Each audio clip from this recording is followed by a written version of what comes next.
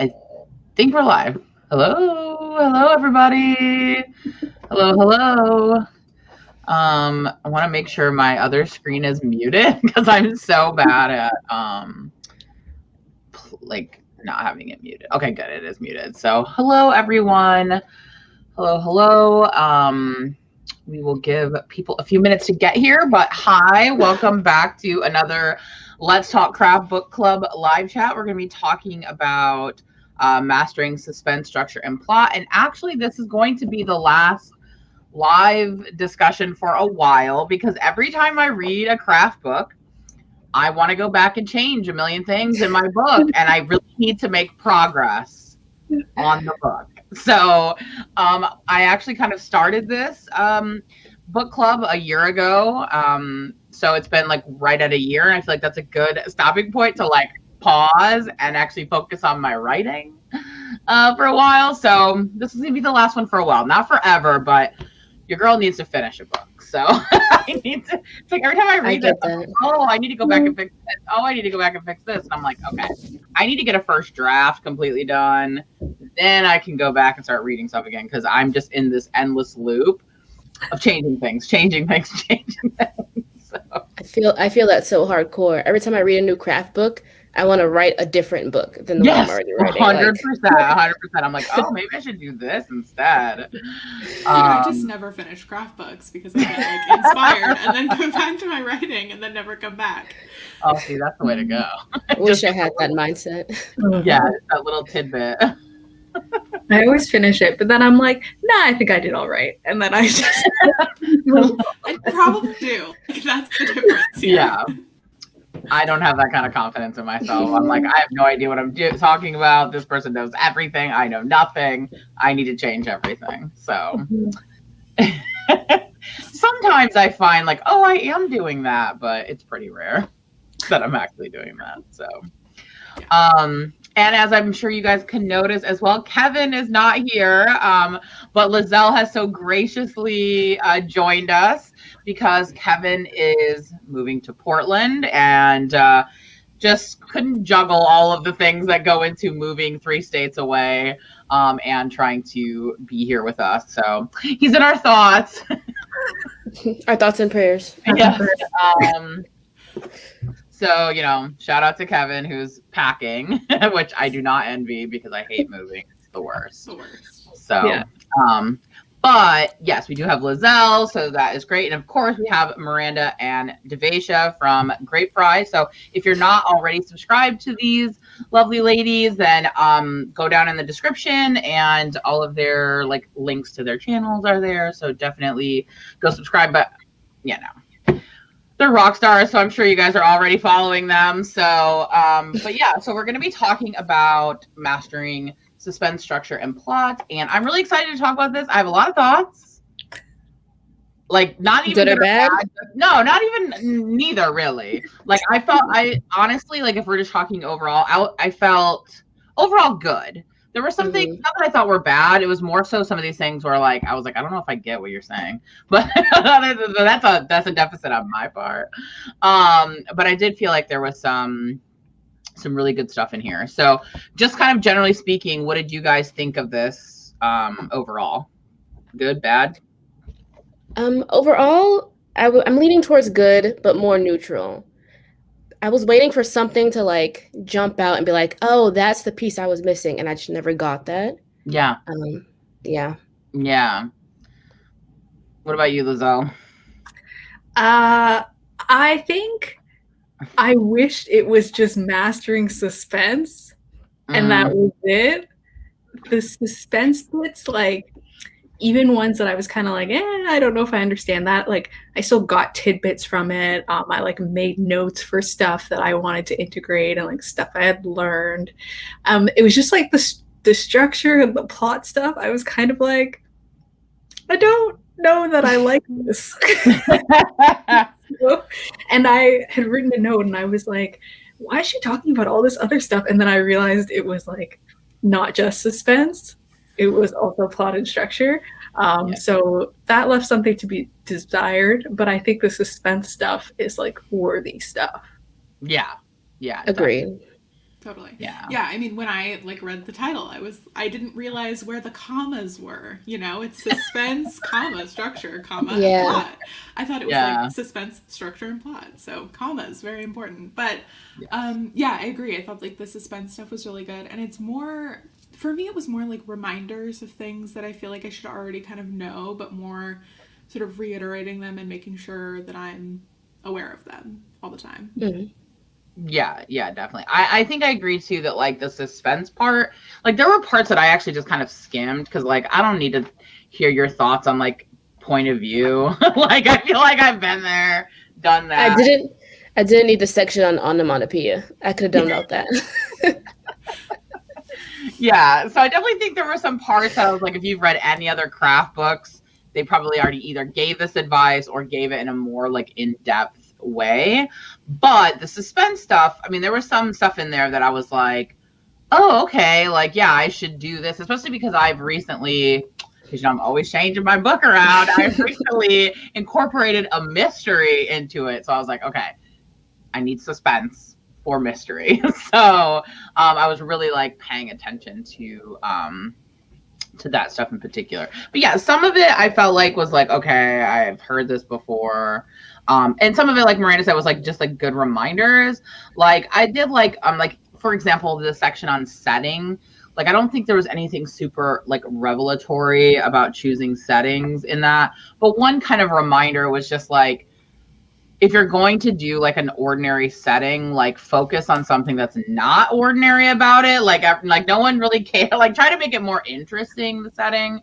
And so I kind of like that, discussion about that. It's like, oh yeah, because like my book takes place in like just a small Midwest town, like where I grew up. It's like, okay, this is kind of like everyone kind of knows like what could I incorporate into that's going to make it a little bit more interesting or different, or like, that, so that it's not just like a bland, like you want your setting to work with the story. So it was just kind of a reminder, like, oh, I should be paying attention to that when I'm working on my book. So I had that same thing. Like, it's a boarding school book. Like, not every scene needs to take place in a dorm room. Like, let's break out of there. Which is just a good reminder. Yeah, definitely.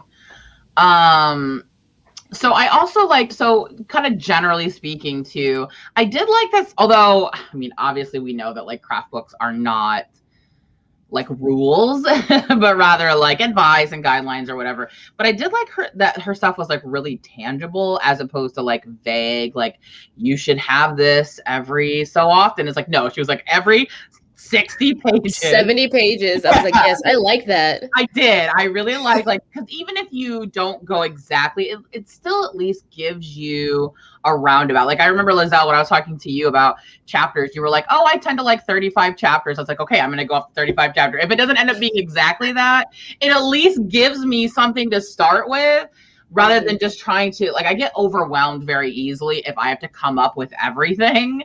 So if someone just gives me like a general guideline, then I can build off of that and adjust it. So I liked that she not only gave like the really tangible page numbers, but then she also did like pacing. She was like, well, if you want it to be faster pacing, then it should be this many pages. And so for me, that was helpful, that like it just at least gave me an idea of how often, because if you just say it really vague, my anxiety is going to go through the roof and I'm going to not know. And I'm going to start doing bad math and I'm doing all this stuff. So it's just easier when somebody else gives me the math, I still had to do math with the pages because I don't think of a book in pages. I think of words. So I was like, okay, what's 70 times 250? And like, then you kind of figure it out. But yeah, I still had to do math. I was texting that to Lizelle. I was like, how many pages is this many words? Yeah. Yeah. I feel like it's because she must like work in Microsoft Word. And I was like, this is unhelpful for Scrivener people.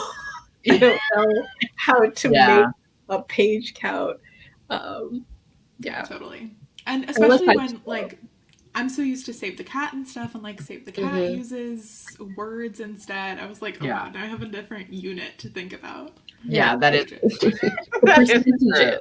I wish for percentages so I could have figured it out however much, but we're all team. Oh yeah, that would have been better. Yeah. The math part, I'm always saying that in my vlog too. I'm like, why am I always doing math in these vlogs? Why am I always trying to figure this stuff out? It's like I'm trying to make an art into a science. I'm trying to plug it into things. But that's just kind of how my brain works. Like I just work better with some sort of parameters. That's why I like Save the Cat so much, because I'm like, okay, this is very clearly outlining things for me. And she also did that with her roadmap. So I was curious what you guys think about the roadmap that she provides on like the what I call the turds, the TRDs. So I kept seeing it and I'm like, oh, we need another turd here. The turds, I love that. Well, it'll help you remember it. So first of all, it's upside down. Oh, is it? It has like the lower pages at the bottom and higher pages at the top. And I was like, the first time I saw it, I was so confused. And then I needed to like fully read through the explanation, go back, like figure it all out. So it's upside down, first of all. And I was very confused by what did she call them? The like side roads. Oh yeah, the service roads. Yeah. Using that metaphor for subplots was very like, I don't know. It just didn't. Just call it a subplot, you know? I get we're really going with the road metaphor, but... Yeah. It wasn't fit. Yeah. Yeah. Yeah. I like the concept. Oh, go ahead. Sorry. Oh, I was just saying, like, I like the concept of the roadmap, but the execution of the image was not for me. If I can, like, figure out how to make it work for my brain, then I think it would be very helpful, but... It's the dashes. I got confused. Dude, it's I literally overwhelming to look at the image. Yes. I wrote in my notes up. I was like, this is confusing. But like after she explains each individual piece, I found it was a lot easier to understand. Yeah. But like when I first saw that image, I was like, she lost me. Yeah. I was very confused and stressed out. Yeah. I will be honest that the structure and formatting of the books overall was very stressful and chaotic. Oh my god. I was like, why is this in this? Why is it in part 2? Yeah. It should have been in part 1. It's just like it made random figures and glossaries, and it's just like it was so, especially for me who like I have a hard time keeping attention. I'm just, if you put something over here, now I'm distracted. I forgot what I was reading over here, so the Q&As I did not appreciate. Yeah, I did not appreciate the. I guess like because a lot of craft books is just like walls of text. So she was trying to like break it up, but it was very confusing for me. So yeah, I think you're right, Lizelle, that like the image was very overwhelming, but her explaining it made sense. And like I do like this idea of like sprinkling in turds, you know, every so often, because I thought my complaint, and I don't know, maybe this is just me because I'm looking for everyone to explain every aspect of how to write a book. She wasn't explaining how to get between turds, you know, she was just saying, put one here, and then you're going to work towards the next one. And I'm like, okay, but how do I do that? What am I doing? Give me more. Tell me how to write the book completely, please. So, yeah. It was interesting because it seems like what she's describing is like headlights writing is the sort of she's going with. Like she's not saying plot out everything. She's saying plot to this turd, which is twists, reversals, and something. Danger. So she's like right to this headlight and then right to the next headlight, et cetera, et cetera. And I feel like if you're a plotter, like to me, I was like, I can't do it. I felt like that TikTok where it's just like I can't. Yeah, same thing for me because I need to plot it all out beforehand. That I was like, she's like, just get to the next one, and I was like, okay, but how? How am I doing that? Like I need to get there. And just so you guys know, if you didn't read the book and you don't know what the turds are, like as Lizelle said, they're saying like she's saying like in order to like have suspense and to structure the book well, like for pacing and stuff, that you should have either, what was the T again? Twist. The twist. So a twist, a reversal, or danger every so often. So the TRD is why I was calling it a turd. But so But I do like using that because I've been really struggling at the fun and games, that like the big middle section of like, I have all these ideas of things that I want to happen. I just don't know what order they should happen in. And because there's a mystery element, I need to know like, okay, what gets discovered in this one? And then how does that get, because I know like where, again, I know where it begins and I know where it ends at the midpoint, but like, how am I getting there and what's happening in each scene to lead to that? And I'm really like, that's what I'm working on right now and I'm struggling with. So I like that if we're thinking about these, you know, TRDs, like that I at least have some things like, okay, which of these can I use for that? If that makes sense. And it gives it a little bit more structure, because the fun and games is just like, oh, just write fun and games.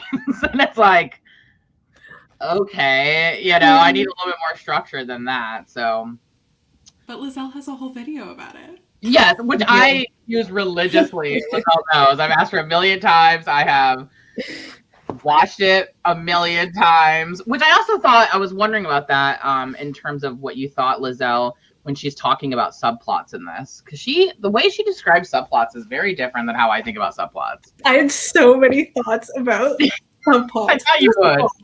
She was like, books should only have 2 subplots. Like, most books don't need more than 2 subplots. And I was like, over here with my 4 subplot fantasy. Like, a lot of fantasies have way more. And that's such a huge chunk of the industry. So you can't say most books only have 2 subplots. Like, I think maybe contemporaries that are like short contemporaries, or like, I don't even know if I can even thrillers only have 2 subplots.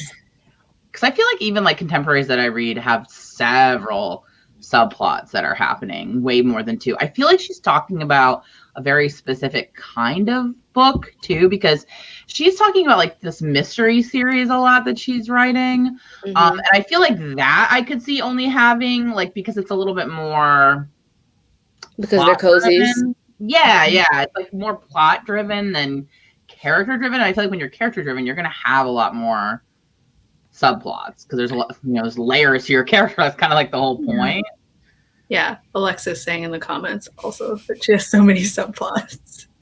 Yeah, like, and she was like, most can't sustain 2, and I'm like, I don't think that's true, girl. Like, also her thought on the subplots, I just didn't like what they should be. She was like, oh, what's an interesting fact that people would like to learn more about, like forensic whatever. You could just make a random subplot about that. Like, why would I do that? Yeah.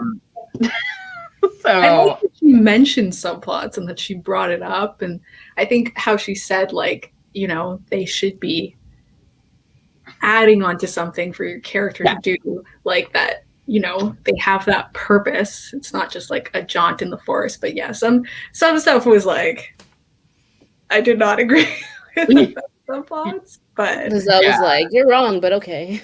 Yeah. I definitely thought too. I did like what she did say, which, you know, I've heard before, which was like some of your subplots, it's best when you don't really know how they enhance the overall story till like the end when everything kind of connects together. But I did write in my book, like, well, that's easier said than done though. Because it's like in a perfect world, yes, all is revealed at the end and you see all these connections, but I feel like that's really hard to do.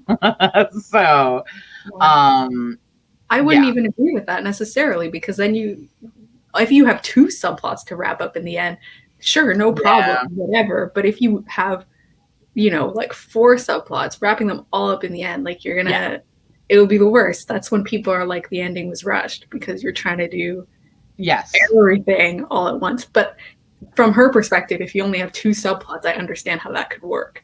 But right. Yeah. When you have more than that, I don't see that going well.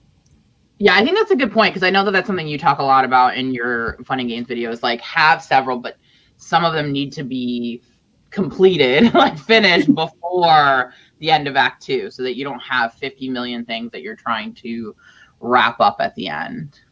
Yeah. So, yeah, I definitely, the subplot stuff was a little weird for me.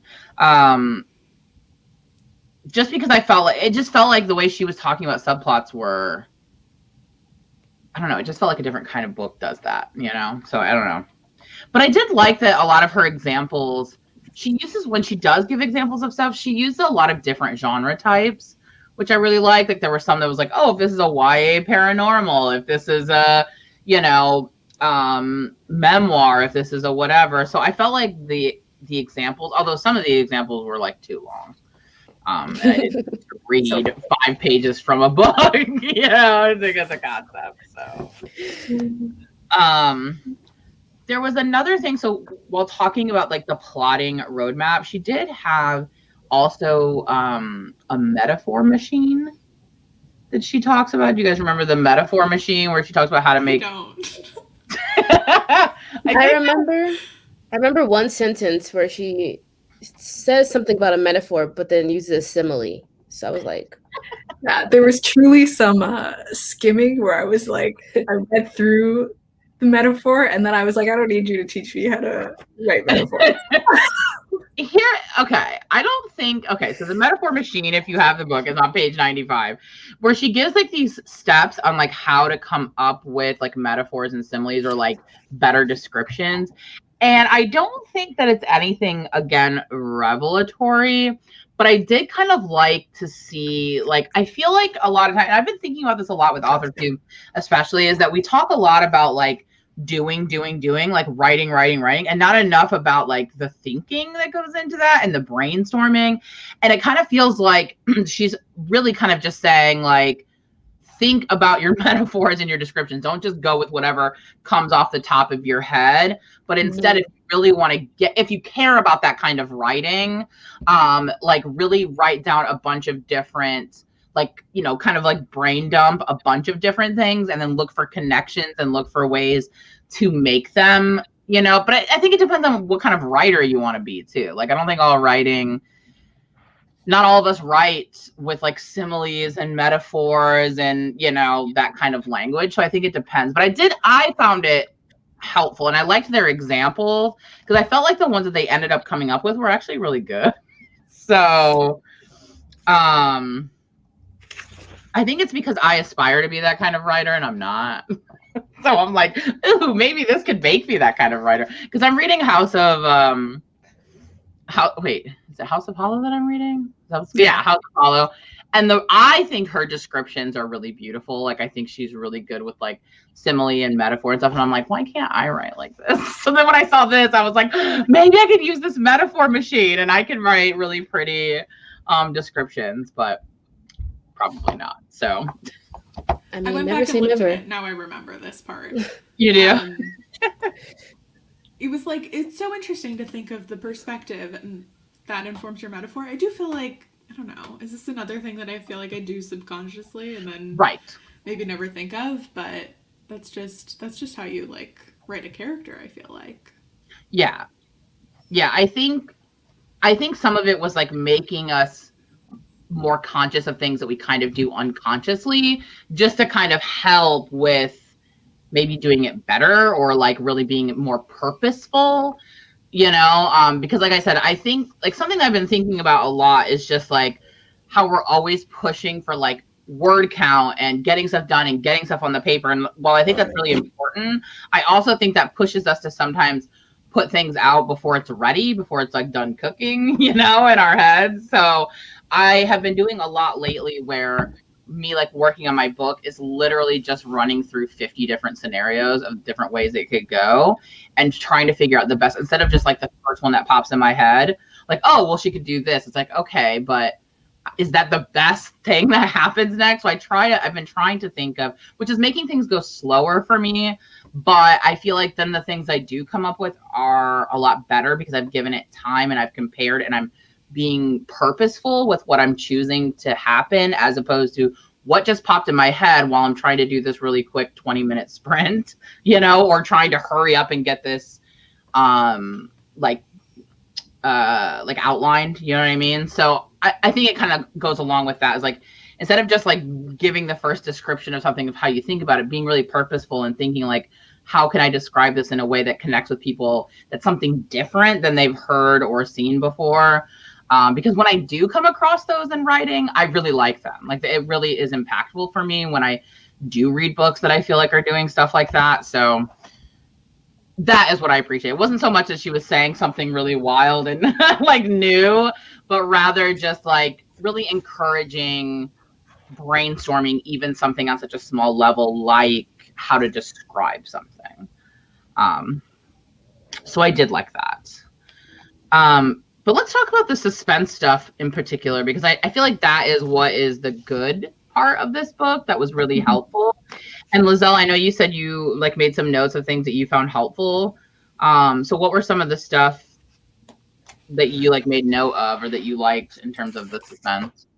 Well, one thing, the halo devil effect thing, I appreciated that because it wasn't really something I thought about, but like when she said it, I was like, oh, like this idea that, you know, when you add good traits onto a character, or you have like a character that like comes to work on time and like helps others, you create a halo effect and they look like a good character and you see them as good, versus like a character that like always comes late and like slacks off at work all the time and like falls asleep or something like that, and they get that devil effect of like, this is like what this character is like and how that can help you with twists, because then you can like the slack off character, you can reveal that they like take care of someone sick at home, and because they're doing that, that's why they're always late and that's why they're so tired and like that's why they act like that. So then you can have like that surprise reveal. And I was like, oh yeah, it was something I noticed when I read, but I hadn't thought about it. Yeah. And that was something I definitely noted down, as like trying to figure out how I can play with that in the future to, you know, sort of hide characters that I want to be, you know, not great later on, or like, oh yeah, characters like for red herrings and that sort of thing, because it's hard sometimes for me to understand how to do a red herring or something like that. But I thought that was really good, so that was something I noted. Yeah, I liked the section on red herrings. I feel like she gave like a lot of good examples of, like you said, because I know that like they need to happen, and I've always just kind of like thought about them randomly, but she kind of gives like ways you can come up with and set them up too, because we've all read books where it's like stuff came out of nowhere and you're like, this is cheating, you did not set us up for this. And she really like emphasizes that even like surprises need to be set up so that they make sense, that you can't just drop something in completely out of nowhere, because then it feels false, like it doesn't have the same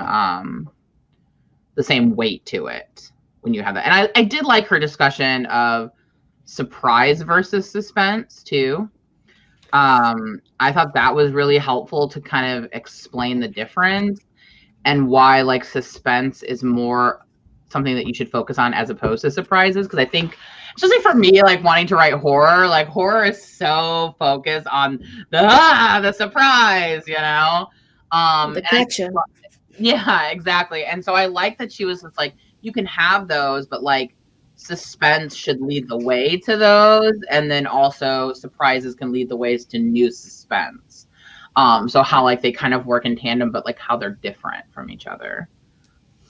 Yeah, it was cool to see the difference there, and it absolutely makes sense. Like if you're watching a horror movie, to me, it always gets less scary when you actually see the monster or whatever it is. Like it's always less scary, and that anticipation of building up, like that is the interesting part. And then like the surprise happening is like, oh, that's what it is? Okay. And so you want to really focus on getting that anticipation and that suspense so that when you do have the surprise, it's rewarding and it's earned and it doesn't feel like it's coming out of nowhere. A surprise, if you will. Right.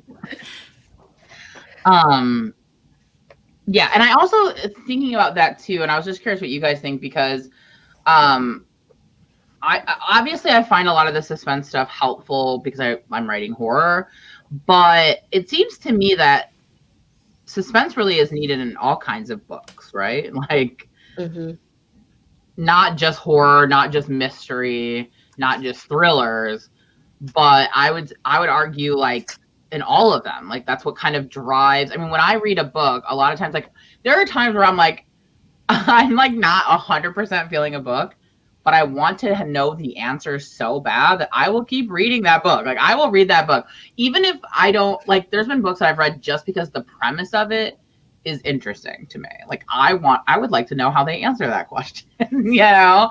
Like, one I just read last month was Emma Lord's You've Been Matched, or You Have a Match, or whatever, where it, like, finds out.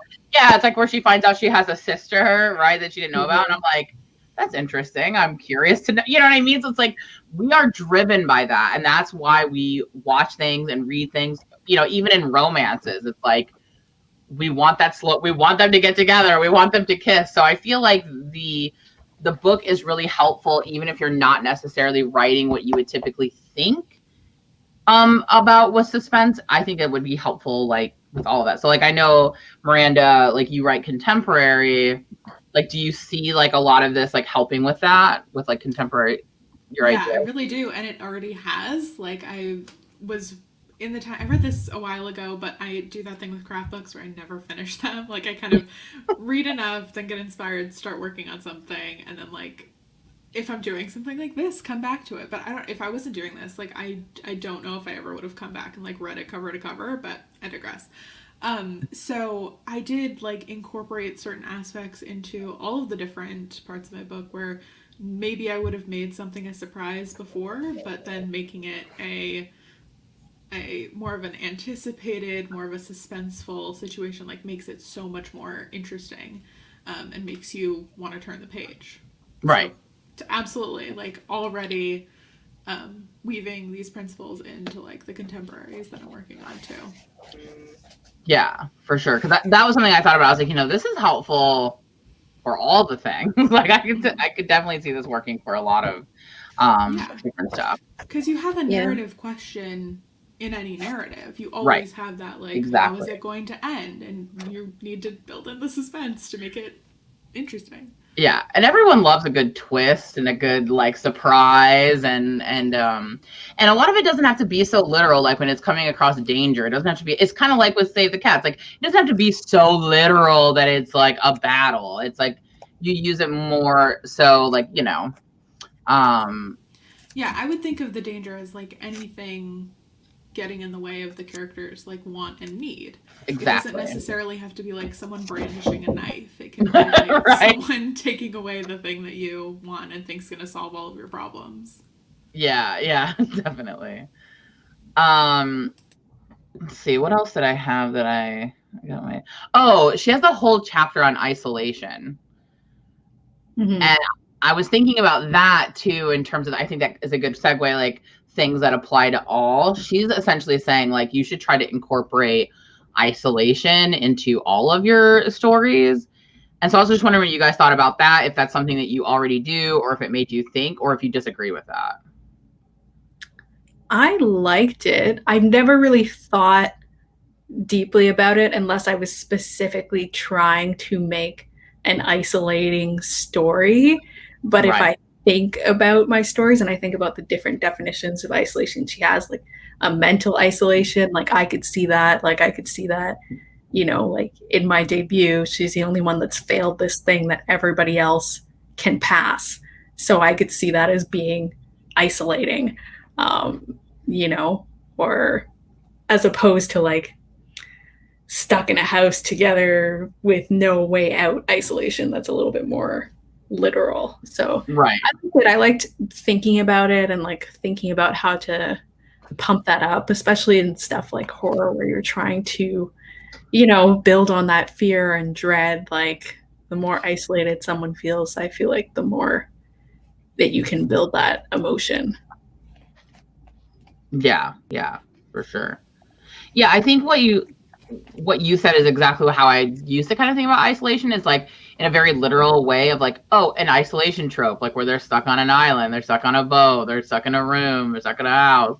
But I like this idea of, like, finding ways to incorporate, because that's such a big, like, aspect of, like, who we are as people in so many ways, and it influences how we feel, how we interact, like, our everyday lives, because we need, like, connection with other people.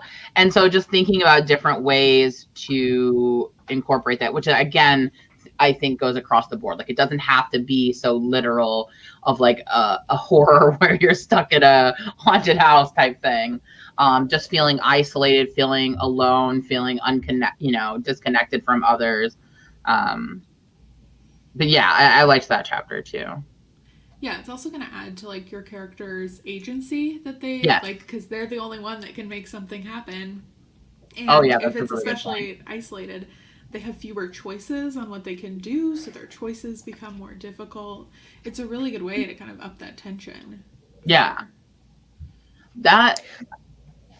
You know what I thought when it was first brought up? My mind automatically connected it to like the Dark Night of the Soul beat for Save the Cat. Yeah. And I was like, oh, like this section is interesting as a way to bring that like further early in the story, kind of. Just to enhance your character, you know? Yeah, definitely. What was I gonna say? I lost my thought. I had a thought, but I'm getting old and I forgot it. But yeah, I think the isolation thing, I also realized, and this is kind of what we were talking about too, like I already kind of do it, like Lizelle said, like she's already seeing. And so I think by bringing attention to it, though, it just makes us more mindful of like, how can we dial that up? How can we use that in a better way to build suspense and tension? That's what I was going to say. So like, yeah, the idea of tension too, it's something I learned like a really long time ago when I took a class with Francesca Leah Block. She said, if I give you only one piece of advice for your writing, is you should have tension on every single page. Every single page, there should be some sort of tension, whether it's between you and another person, you and yourself, you with an object. Like there should always be some sort of tension, because if there's not tension, then it's boring. Then it's like, why is this here? And so I always kind of think about that, you know, like ways to create tension, and also like where you're doing it internally versus externally too is a good way of doing it. Like they're saying one thing but thinking another, you know, that kind of stuff.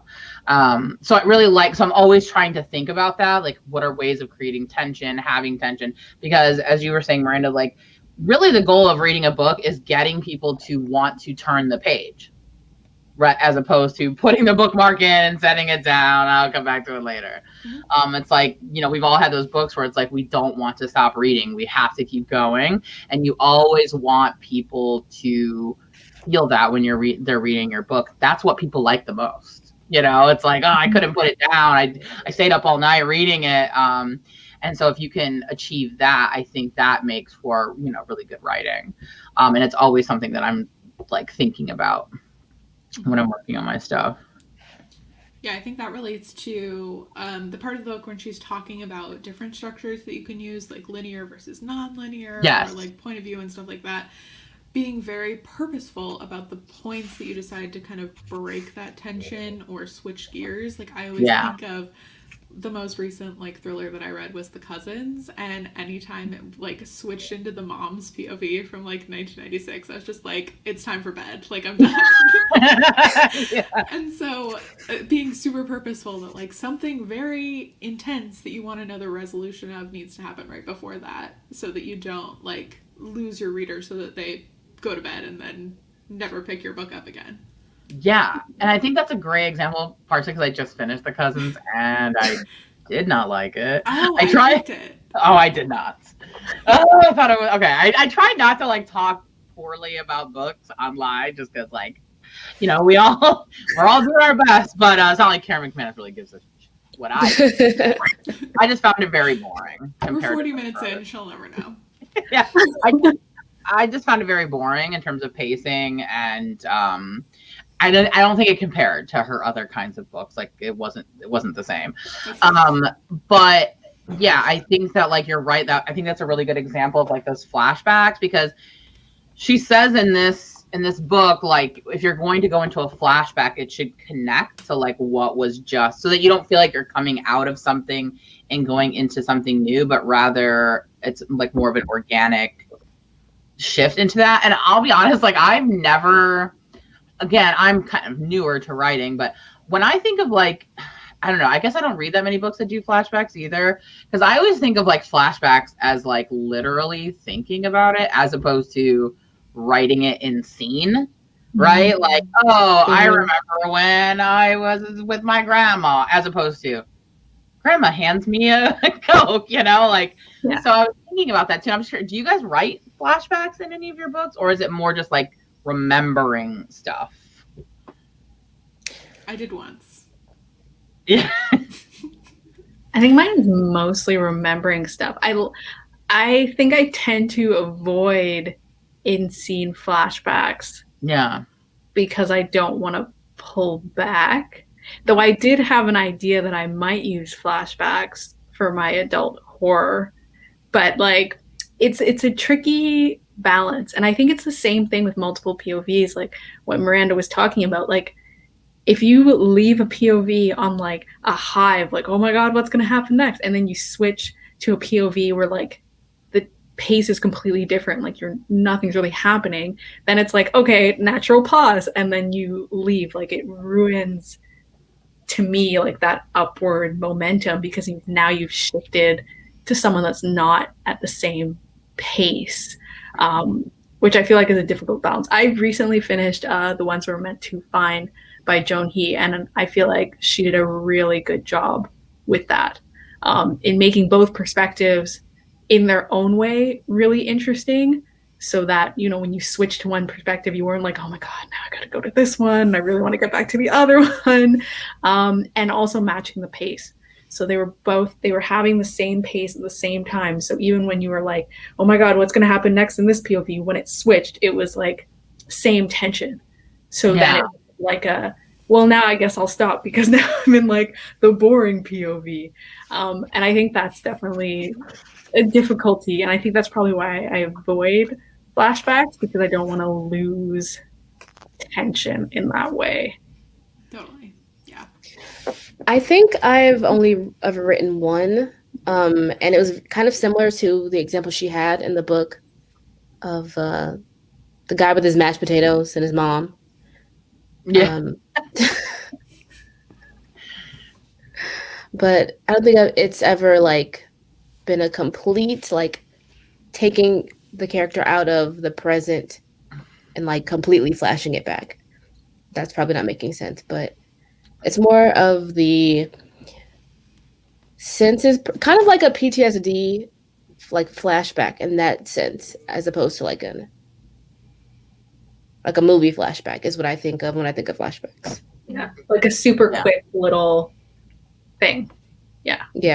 As opposed to like feeling in the moment of that event happening that happened in the past. I've been thinking about it though, because I've never written anything like that, but I think that I feel like I don't read a lot of books that even do that, and I think that it's because, like what you were saying, Lizelle, is that it's tricky to do. I feel like you can only do it if you can match the energies, match the sort of suspense. Like if you're, and also like there's been times when I have read those that I'm like confused because I don't realize it's a flashback, and that's what she was saying too. It's like it needs to make sense. Like you need to make it really clear, and I feel like it should be like purposeful, like because you want the reader to feel that in the moment so that it has some sort of power. So it needs to be something important.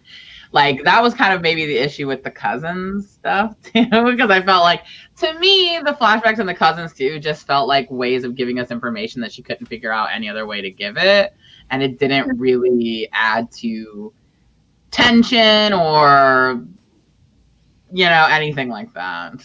Yeah. Now that we're talking about that too, I realize that I do that like in scene quite a bit, and it's always at the beginning, I'm realizing, for me, where I'll like have something happening in a first chapter, like the first chapter of a POV, and then go back to something else that's important that I need people to know. So I do that more often than I think I do. Sure. I'm just realizing now, not smart. I was like, oh, my horror is 2 timelines. So I guess I am technically writing a flashback. Because one is in the past and one is in present day. But they're different POVs, right? They're different POVs. I'm like, is that a flashback? I wouldn't count it as a flashback. Yeah, that's why I was like, oh, I guess maybe that is a flashback. Yeah, so I guess maybe I do that. Sorry. See, yeah, it's these things I think it's slightly different though, because it's two different POVs, and it's like you're getting two narratives at the same time. It's it's two stories that blend together in their own way. But I guess it's kind of what she was trying to do in The Cousins, then, I guess, but oh yeah, technically, I guess so. That's true. Like the two narratives, it's just separate stories. Yeah, I just feel like their flashbacks in The Cousins wasn't as fully developed of a narrative, so that was kind of like, I just didn't like the book, you guys. I liked the voice. I thought she did a good job with like Millie's Which voice. one though? That first chapter just like pulled me in. I was like, yes, I'm obsessed with this girl. She's hilarious. I in the bar with the guy, like, hilarious to me. I didn't like the switching of the POVs either. I kept getting the girls confused, if I'm being honest. So I didn't feel like they were.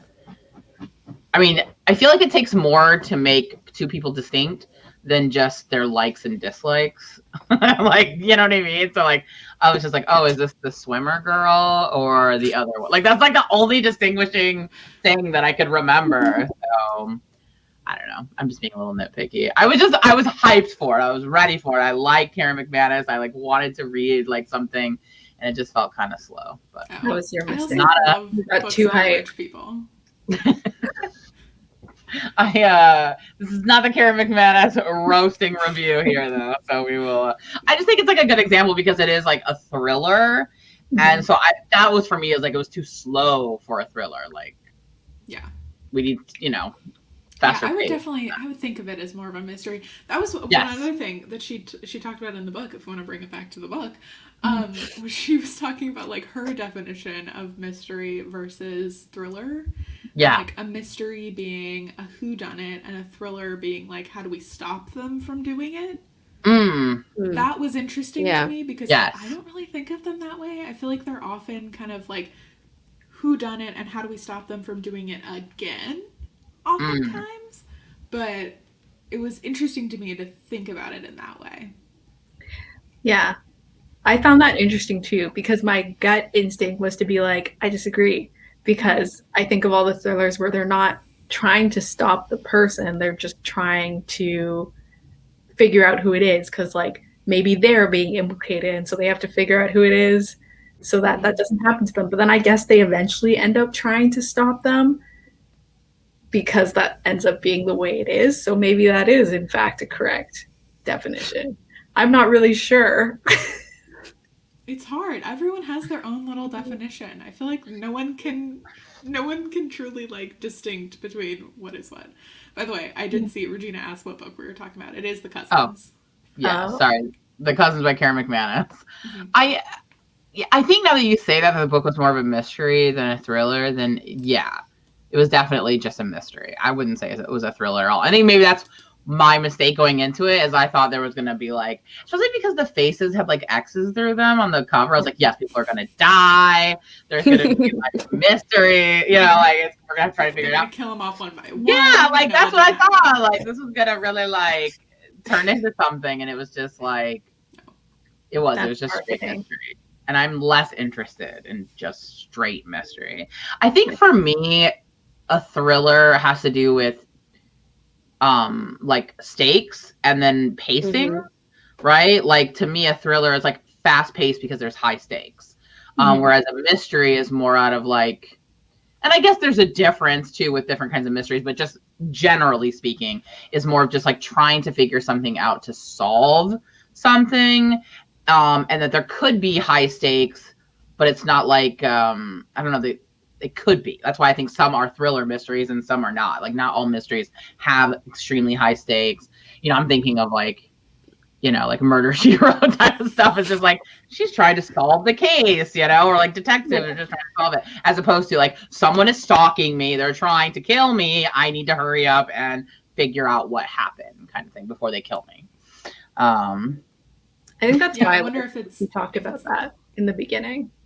The whole thing of like knowing what you're writing and like knowing what genre you're actually in and what your reader is expecting of your book.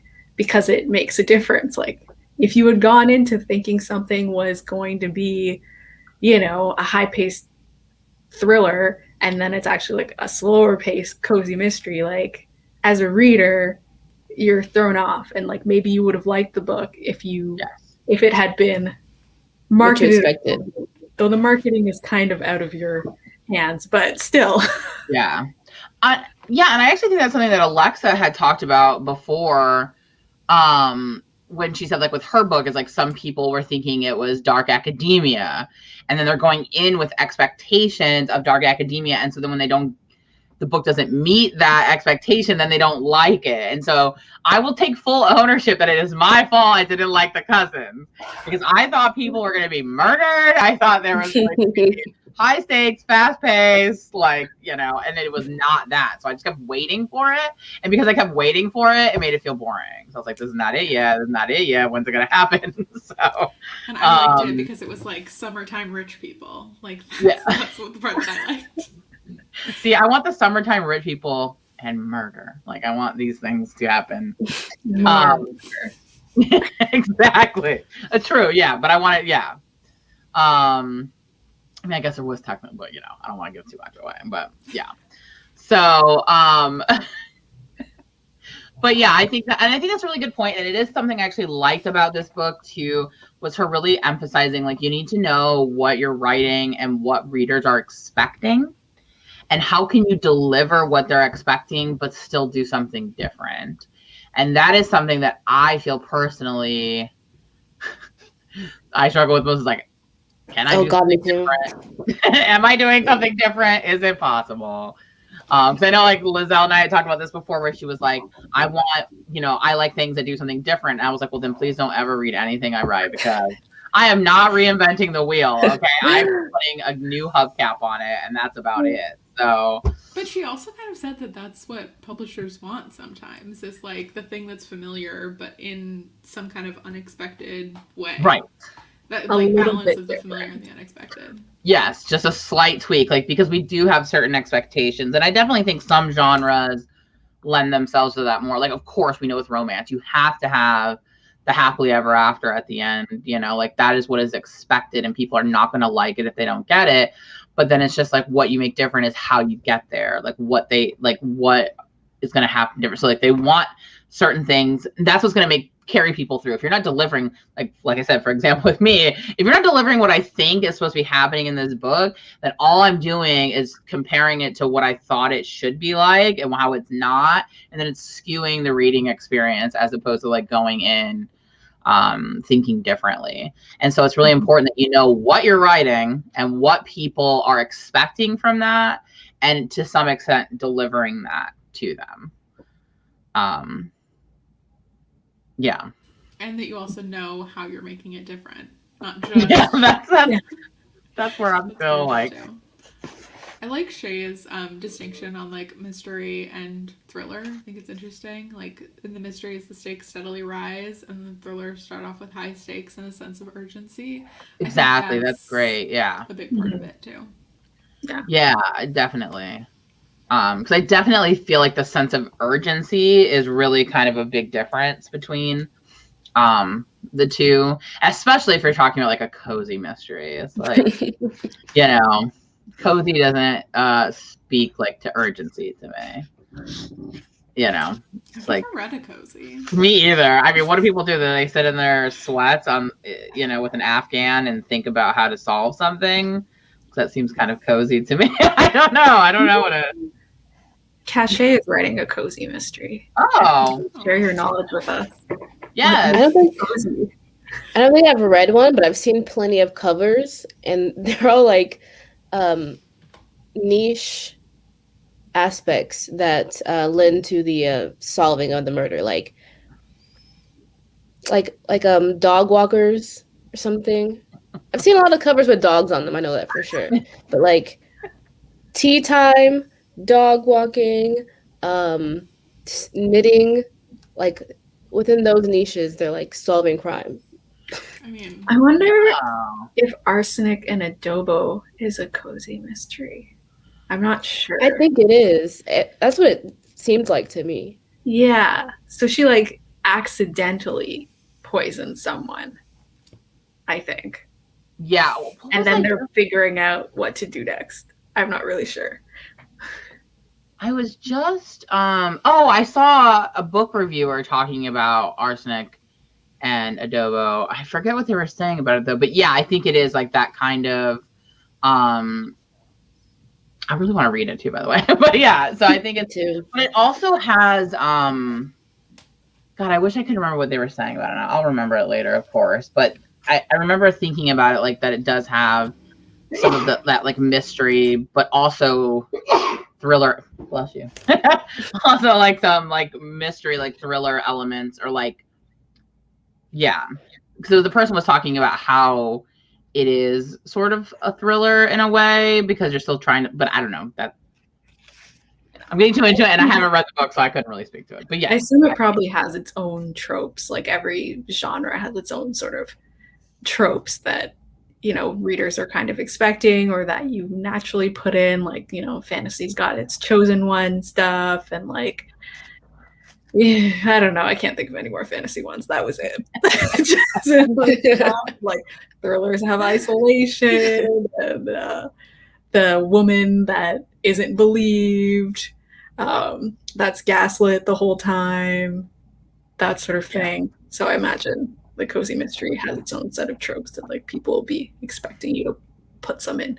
Oh, someone said Cat Dancer's Kaleidoscope says they are murder without being scary. Oh, okay. Oh, like nice murder. Oh, okay. That actually makes sense, though. Like, I can kind of see the distinction. Because I do know, too, like, kind of talking about genre and differences, and Lizelle and I have talked about this a lot, like, with horror, it's like a lot of people say they don't like horror because they're thinking of, like, a very specific kind of horror, where it's, like, something that's, like, really gruesome or, like, really like, whereas there's all kinds of horror, like it's so, and most people actually do like it, they just only like certain types and they don't realize, and they kind of blanket when they see the word horror, they have certain ideas of like what it is, whereas that's like a particular kind of horror. Because Lizelle and I are always like finding books that are not being sold as horror, but we're like, it has ghosts in it, it's a horror. Like, come on, a haunted house, it's a horror. Like, let's not get it with it. Yeah. I just constantly think back to that person that I watched, and they were like, yeah, I don't do horror. And they had Ninth House on their shelf, and I was like, but you wrote the book about the girl that sees ghosts? Is that okay? Yeah. I think most people think of horror as like Clown in a Cornfield, you know, like stabby, murder, blood, like grotesque sort of stuff, which I personally love, but I understand that like not everybody is into that. So Shay is saying it's murder with little to no blood, cussing, or sex. So like you find a dead body and then you're like, oh no, and then you do all your character fun time solving things, and like, but like not like someone coming into the room and stabbing someone in front of you and you run. Swear. Yeah. It kind of comes off a little bit more like detective-y to me. Like we gotta solve the mystery, as opposed to like focusing on the actual like act of stuff that's happening. That makes sense. Yeah. Mm-hmm. I don't know that I like even. Are there YA cozy mysteries? Well, I'm sure there have to be. Can't think of one. It's hard for me to think of cozy because I immediately thought of my friend June and her books, but I think they're just straight mystery. I don't think they're cozy. That's like The Silence of Bones and Forest of Stolen Girls, but I don't think it's cozy, and it is like a little bloody. Is Nancy Drew cozy? Probably, yeah. Yeah. Was Harriet the Spy, were those books, or was that just a movie? Don't remember. I think they were books, but I don't know what one came first. Like, I don't know if the books were first or if the books were about the show. I'm not sure. That might also be read. Also, what was that show about the teen girl who solved mysteries? Kristen Bell played her. Yeah, wasn't that? I mean, is that a cozy mystery? Teen cozy mystery? I don't know. Maybe. I don't think so. I never watched it, so I don't know. Yeah, watch it. So Sasha Green says cozy mysteries are sex and violence occur off stage. The detective is an amateur sleuth, and the crime and detection take place in a small, socially intimate community. Okay. Yeah, that sounds right on brand with what the author talked about her books being. Yes, and that's what I was saying when she's talking about two subplots. I feel like that makes sense for like a cozy mystery. Like you're not trying to do like a lot of things and like juggling. So that's what I meant when I was like, I feel like that applies to certain kinds of books, like with that kind of pacing and that kind of like vibe, you know? And especially I feel like if you're talking about a cozy mystery, like that would make sense to me then that you would have like a subplot that like delves more into whatever like interest they have. Like, oh, they're into crocheting or they're into like dog breeding or whatever. And then having a subplot about that so that it's interesting and you get to learn more about that topic and it ties into the story. Like that makes sense to me. Yeah. But certainly not most books. Yeah. As she wanted to have you believe. Yeah, yeah. I did like that she was like, I had no idea I was writing these. And then my editor told me that's what they were. I was like, wow. Cool. Horrified. She says her editor took her to lunch to basically tell her that her story was terrible. And I was like, I could not handle that. That could be an email. I don't want to sit through that. I feel like I would low-key hate my editor. I'd be like, why did you take me to this public place where I'm definitely going to cry? Now I got to walk back the tears. Oh, no. Because we're in public. I could never talk face to face with anyone. So if they're going to tell me bad stuff, please don't do that. Please write it in an email. Warn me in the subject line, and then give me time to come to it on my own. Like I need to process. I need to be ready. I need to be in the right headspace. Like I think you said this was out that like when you get feedback back, you don't open it right away. It's like you need to mentally prepare to even go there, and then you open it, and then you just read the good, and you gotta wait. Like. Yeah, I need 3 to 5 business days to process this information. I mean, I like what Wallace is saying. Free food, though. I mean, it's not enough because I can't even eat now. I have to suck back tears so hard. Your throat gets dry. Yeah. It's just like... I feel like my initial reaction to any criticism also is that person is super long and stupid. And then I always have to take some time and think about it. I'm like, no, they're totally right. I'm wrong. So I feel like in the moment I would be defensive, and I don't want to do that either because they're probably right and I'm probably definitely wrong. But my immediate reaction would be like, no, that is so stupid. Why would you say that? So like, I don't want to be doing that either. So like, please don't ever put me in that situation where I'm going to create an argument over something that I'm probably wrong about to begin with. So I feel like I would be the opposite. I'm like, they might be wrong, but I'm going to be like, oh my God, I'm so sorry. Like, let me fix it. Yeah, this is why I need time. I have to read my compliment only. I pretend the rest doesn't exist. I take a day, then I look at it. Oh my gosh, no. I would definitely just have fully burst into tears and just cried, and it would have been horrible for everyone, for me, for the editor, for the wait staff, everyone. Yeah. I'm super, like, even if it was like really like with the intention of being like, but like, here's some ideas, here's how we can fix it. I just don't think I would handle it well. I just think I would not be hearing it. You know, like I wouldn't be willing to like hear out the suggestions of like what you wanted to do. I'm so resistant to that kind of stuff initially. And then I always have to think about stuff over time and let it marinate. And then I'm like, oh yeah, they're probably right. That's definitely true. So, I think Wallace is right. I'm sure the whole point of the lunch was like, this book needs a lot of work, but we can do it, and I'm going to help you. And I'm going to do it gently in person because you're a cozy person. Maybe so I'm like, intentions mean nothing.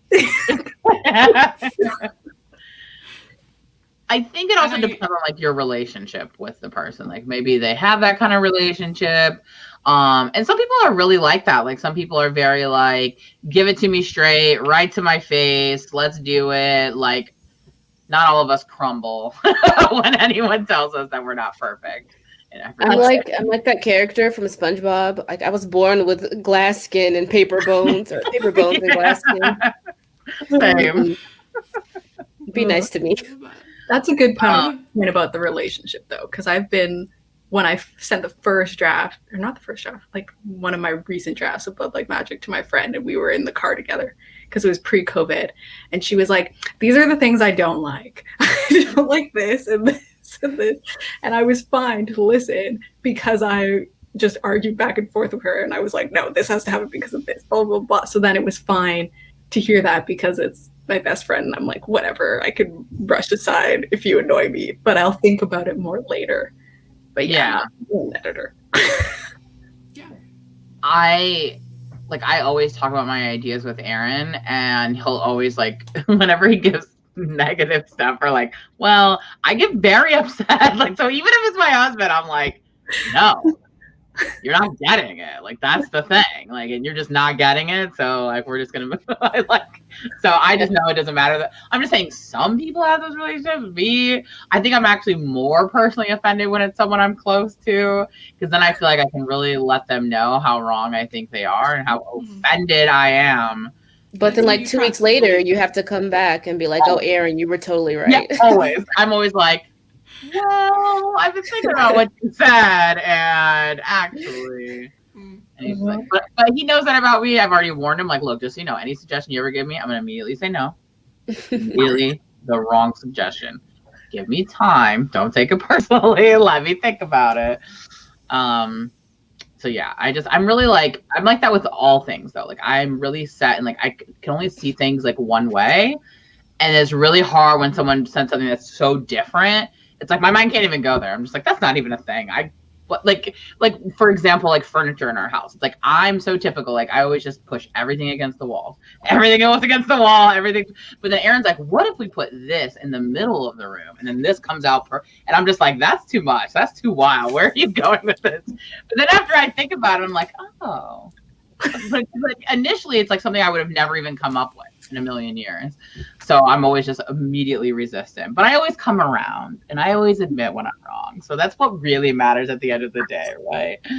Not my initial attack and telling you that you're wrong and stupid, and that my way is the only way to ever see anything. I have the thing, everyone's talking in the chat, and I'm like, I relate to all that, like Stieg saying that he's much more suspicious when people like say that something is good, because he's like, okay, but you're lying to me. I always have that thing, even if it's like a good friend. I'm like, you're not telling me the truth. Like there's something there that you don't like. Like I always have that. And yeah, Violet saying something similar, Wallace the same. Like I don't know. Maybe that's a confidence thing. I don't know. But I always have that of like, no. There's something you're not telling me. Like you're just trying to be nice. I'm suspicious of too much positive. Like I remember early days when I was trying to find critique partners, and ones that were only like, yeah, I thought this was really good. I was like, nope, not for me. Equal, or like you could say it's good when it's like done. When we're if it's done, I don't want to hear anything about it. You can say thumbs up, it looks good. I only don't like it when people are just like, it's really good. I'm like, no, it's not good unless you actually give me some specifics. What was really good about it? What did you really like? Explain, or you're just blowing smoke up my butt, because I don't believe that. But I do feel like I'm also looking for people to just give me my confidence. So when I want people to tell me it's good, so that I have it. So I'm not going to second guess it when people give it to me. I'm like, okay, you did like that. Awesome. Okay, I am good. I am good at this. So yeah, you need coaches and you need cheerleaders. 100%. Yeah. Someone else was saying, I need a drill sergeant. Same. Sausage said she gets mad if her husband only says nice things, as to not hurt her feelings. And then when he finally shares constructive feedback, I say, thank you. Was that so hard? See, I'm the opposite. I'm like, come on, there's gotta be something you like, gotta be something. And then when he says that, I get offended. How could you say that is wrong? He's like, I can't win. Yeah. So I feel bad for him. Mm-hmm. But that is a good note on when you're giving feedback, even if you did like it, like call out the specific things that you did like. Like, yeah. Don't just say, this was really good. Say, your characterization was really good. Oh, I love this voice. This setting is super visceral, and I feel like I'm there. Like, all these different things you can specifically say, other than, it's good. Yeah, exactly. Because then now it just feels like, what does that even mean? Like, what was good? Like, you need something specific for sure. Mm-hmm. Yeah. In high school, in our creative writing class, our teachers drilled that into us because after however many sessions of someone reading their work and everyone saying, it was good, I liked it, they were like, no more of this. This is we're going to do it. You're going to write down specifically what you liked and what you thought needed work. And this is how we're going to do this, because they were just like exhausted from listening to us. Yeah. It was really helpful. I used to do that when I was teaching, when we would do, when they would like read each other's papers, they would always just write like, it's good. And I'm like, okay. So then I started getting like peer review worksheets they'd have to fill out, and it'd be like, name something they did well and how or why was it done well, and then name something they need to work on and how or why it needs to be worked on. And that's what I think. And I had never really thought about that in terms of writing until I think it was Lindsey Puckett when I first saw her video about like how to do beta readers and how to give them guided questions. Because I haven't had a lot of people read my writing because I'm newer into getting into writing, but every other time before, it's just been a lot of just read it. Tell me what you think. But I do think that I like the idea when you have beta readers to really, because you're asking for the reader experience as opposed to like how to write it. So I think like certain questions that you have about the reader experience is good in helping guide people on like what they should focus on and what feedback you're looking for. I think it's helpful, and because a lot of times like you might be worried about this one chapter, but if you didn't even ask them about it, they may not even bring it up. So it's like you could have 10 people read it and you still have the same questions about that chapter because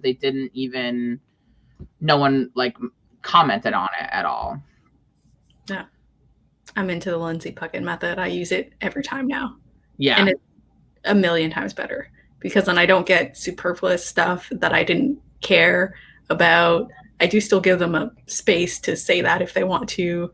And then get very focused answers to what I actually care about. Yeah, like these are the main things I'm concerned about, or did this come off this kind of way? I think that guidance is more helpful, and that's, like I said, that's something I used to do when I was teaching too. It's like just giving, especially when people don't feel confident in giving feedback. It's like, because I know, like I feel like that sometimes when I'm reading people's stuff. It's like, what do I focus on? What do I like? What do you know what I mean? So giving people things to actually think about, I think, is way more helpful when trying to respond to stuff like that. Question about that: when you're doing like a thriller or a mystery type book, how do you ask those questions and make sure you're not doing it in like a leading way where like, I don't know, like what kinds of questions are you asking so you make sure you don't like give away the twist in the question? If you're like, how do you feel about this person? It's like, oh, so I know I should pay attention to that person or something. I tell them not to look at the questions until after they read because there's spoilers. Okay. So you do like the whole book and then questions? Yeah.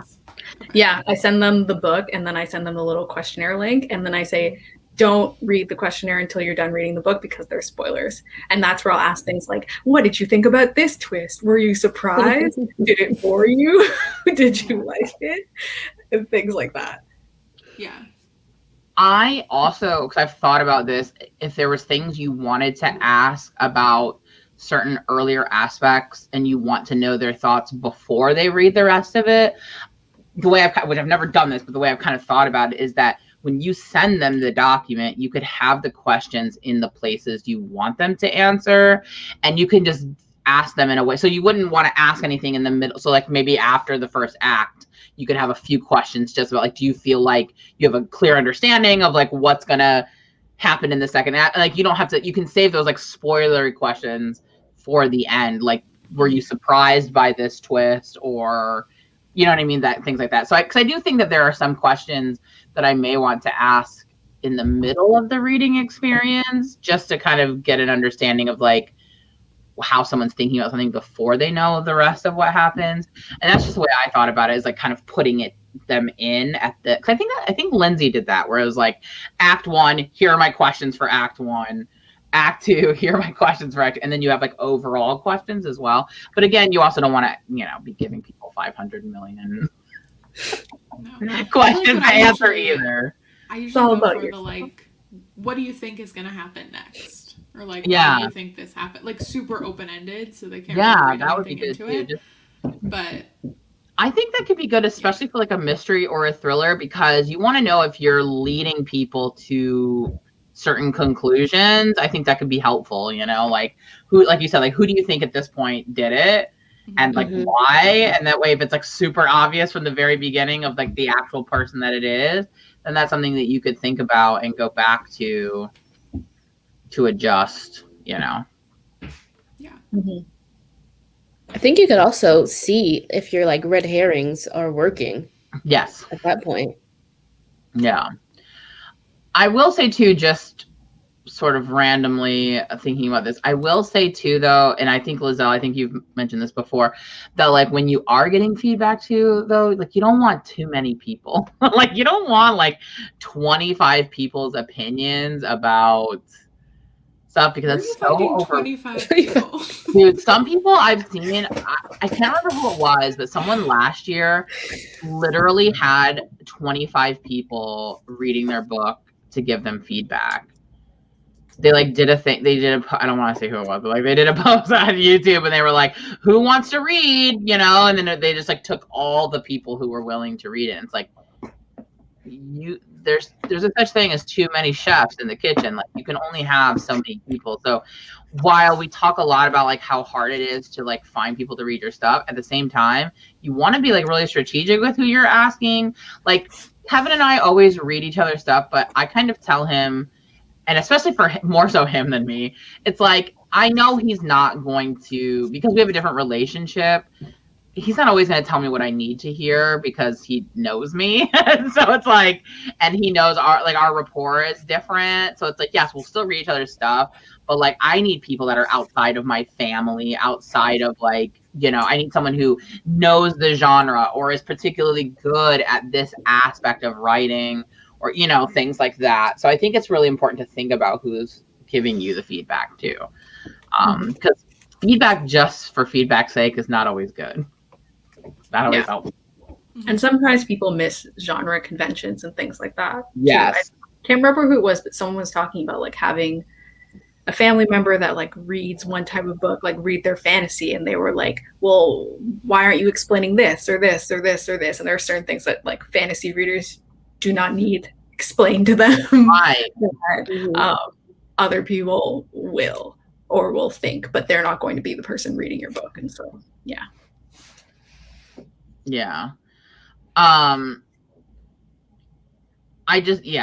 Because what ends up happening too, though, is when you get a lot of feedback, you're also getting people's ideas on like how to change things or fix things, and then and maybe that's like more so like me specifically too, is like I have a really hard time being decisive, which is why it's taking me so long to write my book, because I just keep thinking of different ways. I know what I want to happen, and I know like the overall story, but how to convey that, I keep changing my mind on stuff.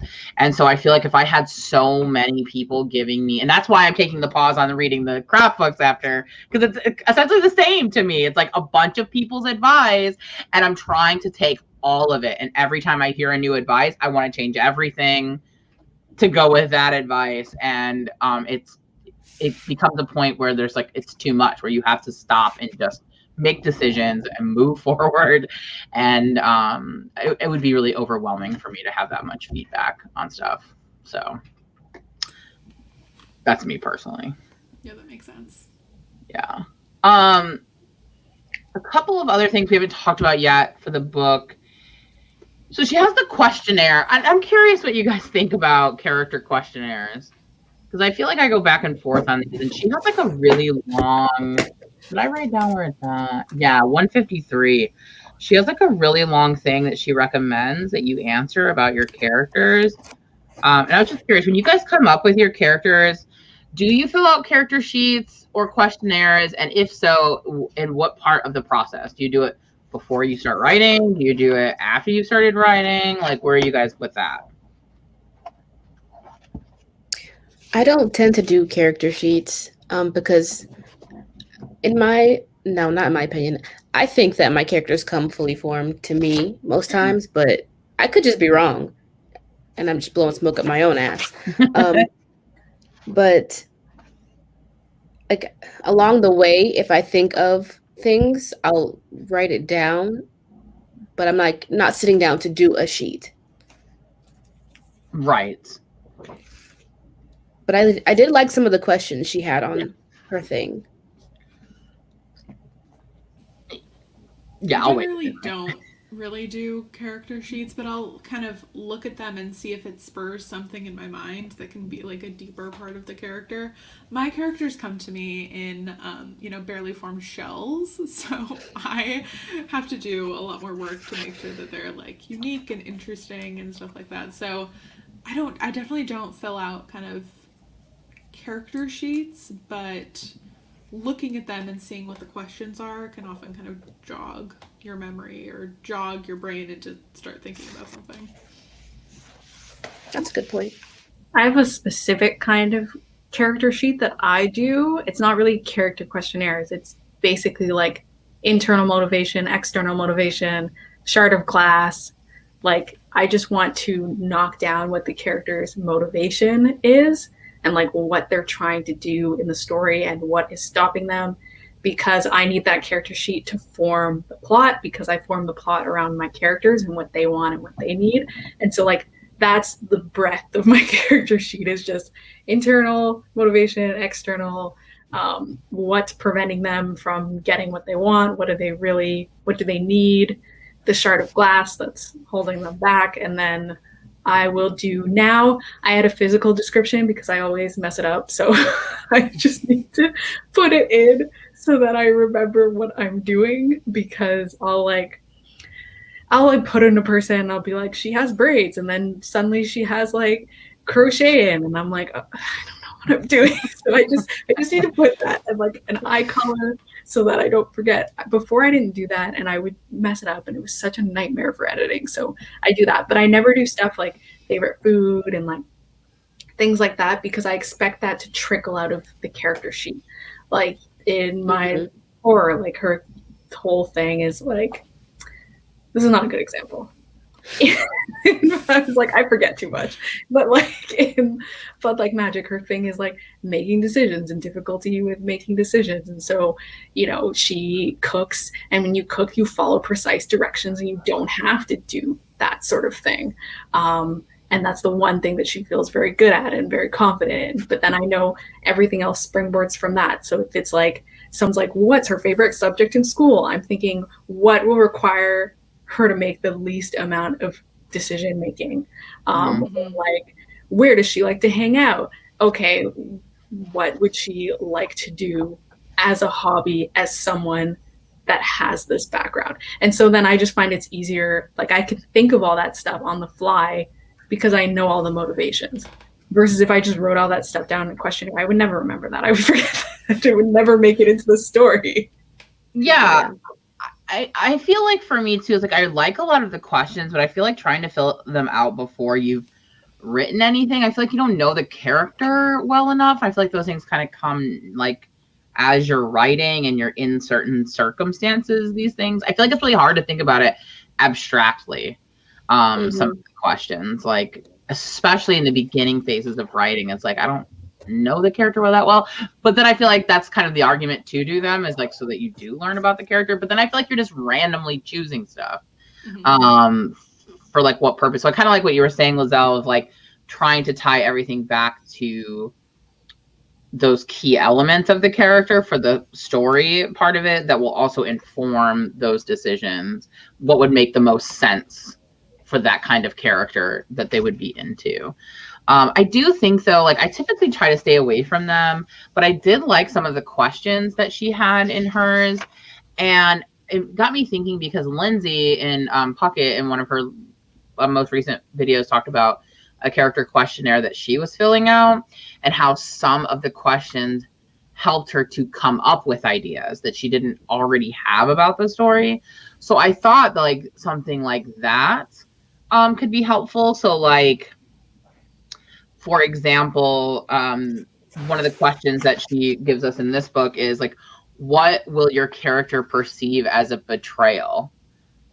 So it's I was just looking at that question. I liked that one. Yeah, I feel like that's a really interesting question, because then it kind of forces you to think about, okay, like, yeah. And like when I started thinking about that, it got me thinking about something that could happen in the book later, because there is this sort of moment where some, like, a character betrays her, and I'm like, okay, well, I need to think about like why she thinks of that as a betrayal, like what in her past, or what about her character. So I feel like it helped me kind of think about some of the stuff. So maybe more so as like not necessarily like you need to answer all of these questions in order to know your character, but more so like looking at certain kinds of questions to see if any of them could help.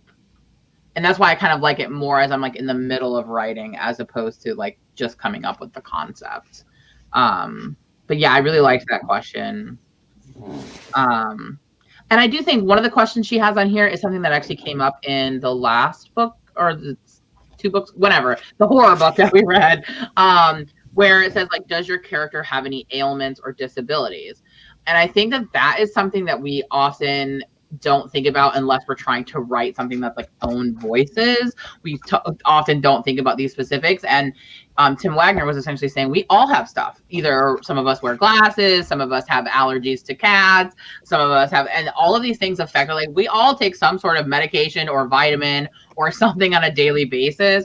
So it's just kind of more like thinking about your character as like a real person, and how would that affect something. It just makes it more real if it affects something. And I think that's kind of what she was getting at some instances of this too, is like flesh out a real person with like real things that will then that will affect stuff later, so that everything makes sense. So it doesn't feel like out of character for that person. It doesn't feel like it's out of left field if she has an allergy to a cat. But of course, don't bring up the allergy to a cat unless a cat issue is going to appear later in the book. But then that one minor note can then have a more significant aspect in the story later. So I did like that, because I feel like a lot of times we just kind of think of our characters as like, oh, what do they like? You know, do they like pineapple on their pizza? Do they, you know, their favorite TV show? What do they like? It's why do they like it? Exactly. Yeah. Oh, that's a good way of sort of like rephrasing that. I like that. Like every character sheet should have, you know, favorite food or whatever. Like, it can.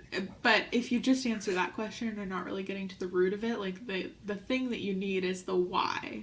Yeah. So I, you know, always relating this back to a TikTok thing. I don't know if you guys have seen that like trend on the TikTok that's going around that's like, you know, it would be something like, I always have pineapple on my pizza because that's the way my grandpa used to do it, and I miss him. Like, I don't know if it has this like twinkly music in the background, but all these kids are doing these, and it's like, oh, you guys are like making your own character sheets. It's adorable. Everyone is a mosaic of someone or something like that. Yeah, that's what it's. Yeah, it's everyone being a mosaic of like all the people that have been in their lives, and it's a great trend, and it's also really good for like creating characters. Like, what would your character's mosaic TikTok trend be? I like that. I'm gonna use that. Okay, great. I love Steve being like, I saw it on Instagram Reels. Typical. Get TikTok. What's wrong with you? We should all like create TikToks for our main characters? What would they post? What would they? I've done that, but with Instagram. But that's just me procrastinating. It's not actually yeah. I could see that. Yeah. But I could see how it would be. It would be fruitful procrastination, though. Yeah. You know what else I liked about her little character sheet section was that a lot of them were pointed to creating suspense. Yeah. Yeah. Yeah, definitely. Because like the betrayal thing, like she had that section about wanting to put in betrayals and things like that. Yeah. What are other questions that are there? I can't open it up because I have a PDF version on my computer. I mean, some of them, let's see. Like, name an underlying theme that directs your character's life. Is there a desire to fit in? I mean, I feel like that kind of goes with, like, the motivation and stuff. Like, a determination to clear his name, a need to find his biological mother, to return to Earth. So that's kind of where Lazelle's sort of characters go. Is like, what's the motivation? What's the shard of glass? Like, what's that kind of stuff? I was about to say shard of glass. It's very story genius. Yeah. And that's one of the things I do like about Story Genius, though, is that she really emphasizes that you need to know what happened in your character's past to understand their worldview. So, like, going back to your why, Miranda, it's like, okay, if your character doesn't like to do this thing, why?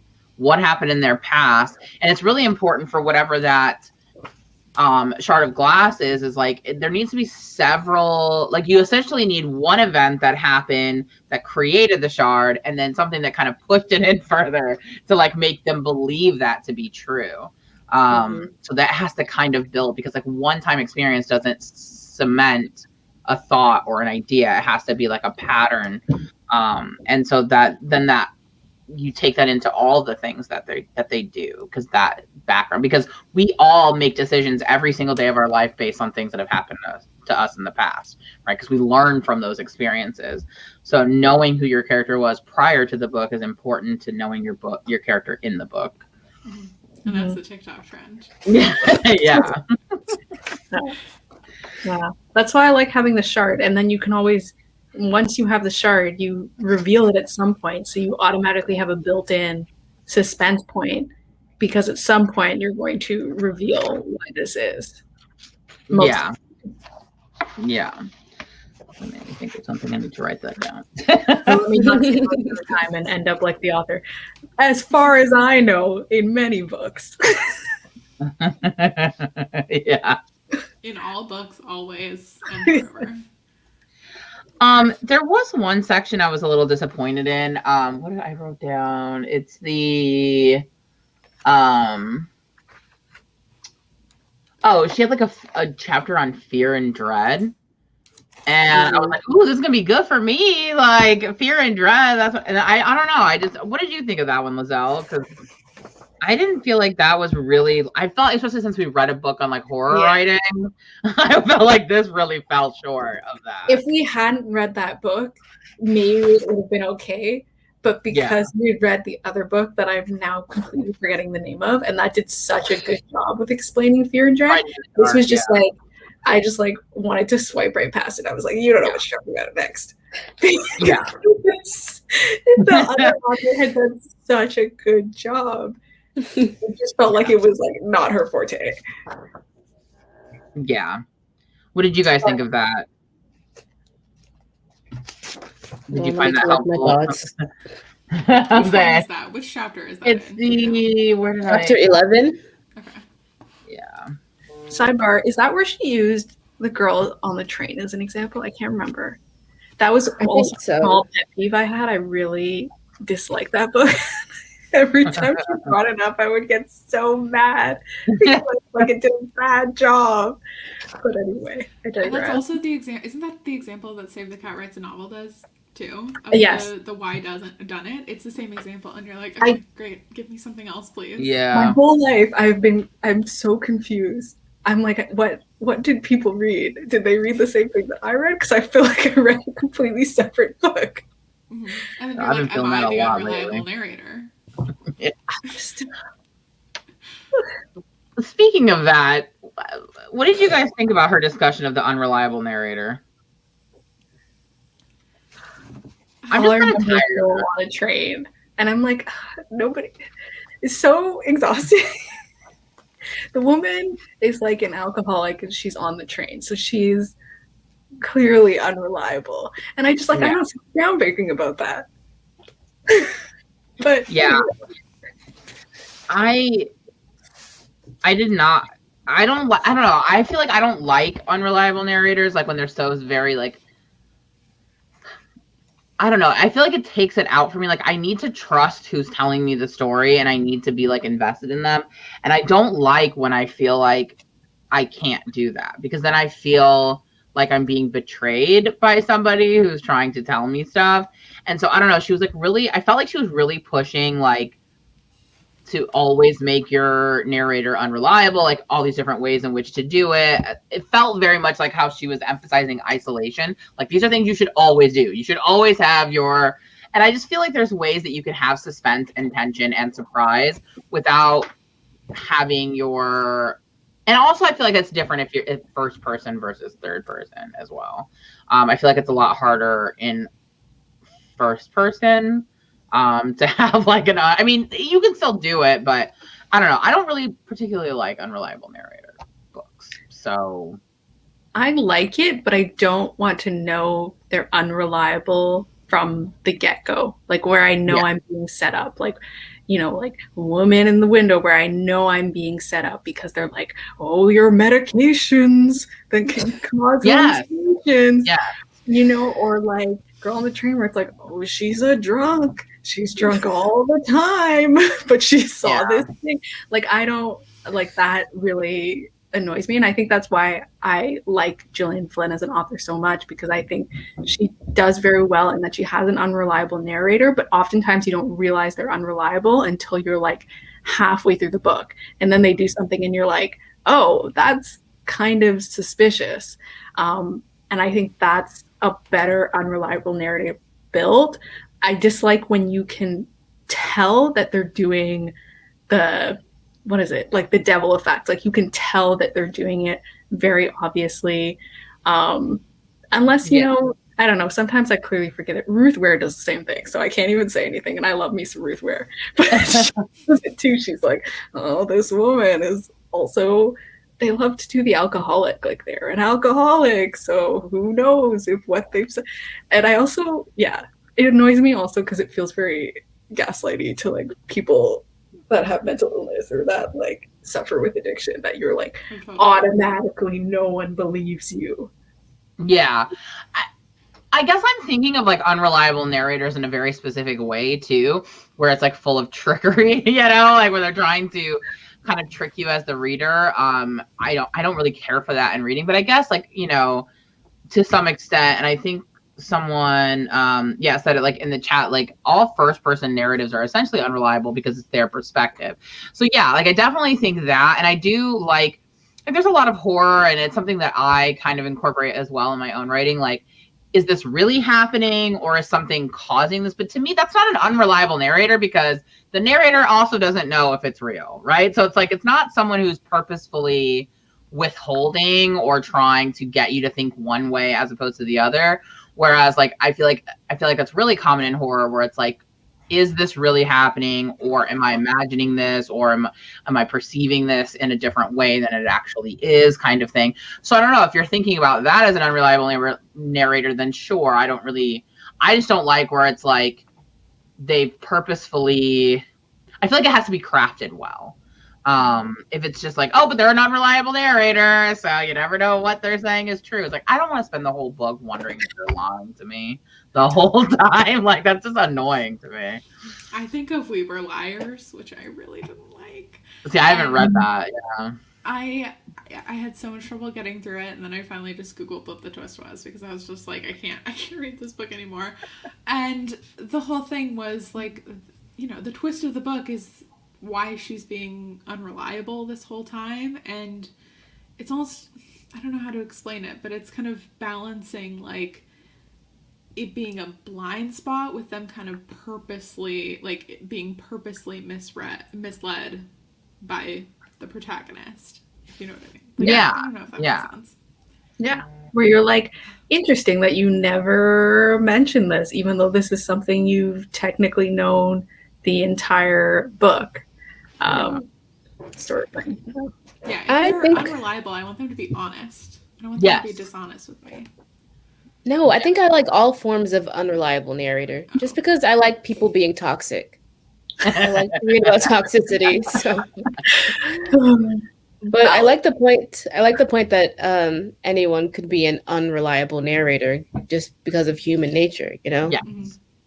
Yeah, for sure. And I actually think that's something to think about when you're writing, especially first person, to make sure that like you're not just giving the facts, you're giving the facts filtered through your main character. And so it's really important to know like how they're perceiving it. And I think a really good way of writing, which I don't know that I'm capable of achieving, is making it clear to the reader that they are filtering that, and that as a reader we can see that may not be actually how something is happening or how it actually is, but they're interpreting it that way based on who they are as a person and their previous experiences. Mm-hmm. They're not using filter words. Right. Yes. She had that section where I'm like, oh, I actually words, but I actually appreciated that section simply for the fact that like I can never remember what all the words are. Mm-hmm. So the fact that she just put them all together, I was like, okay, so in my draft I will just search for these words literally and then fix them. You know, because I know like feel and see, but I tend to forget when I'm writing that I do it. So I just really liked, I like marked it and I was like, okay, when I'm done with my draft, whenever that happens, I'm going to go back and I'm going to search for those specific words because she's so right. Like I do read a lot of other people's work. Like I do give like a lot of feedback for people and stuff. And we do that a lot. I saw this, I feel this, I hear this, and it's like you're filtering and you're not directly giving us the experience, and it takes you away from it. And so I think it's like a really just common thing because that's how we talk and that's how we think and like that's how we typically portray things to other people. So I appreciated the fact that she just compiled them for me into a list. So compiling is helpful.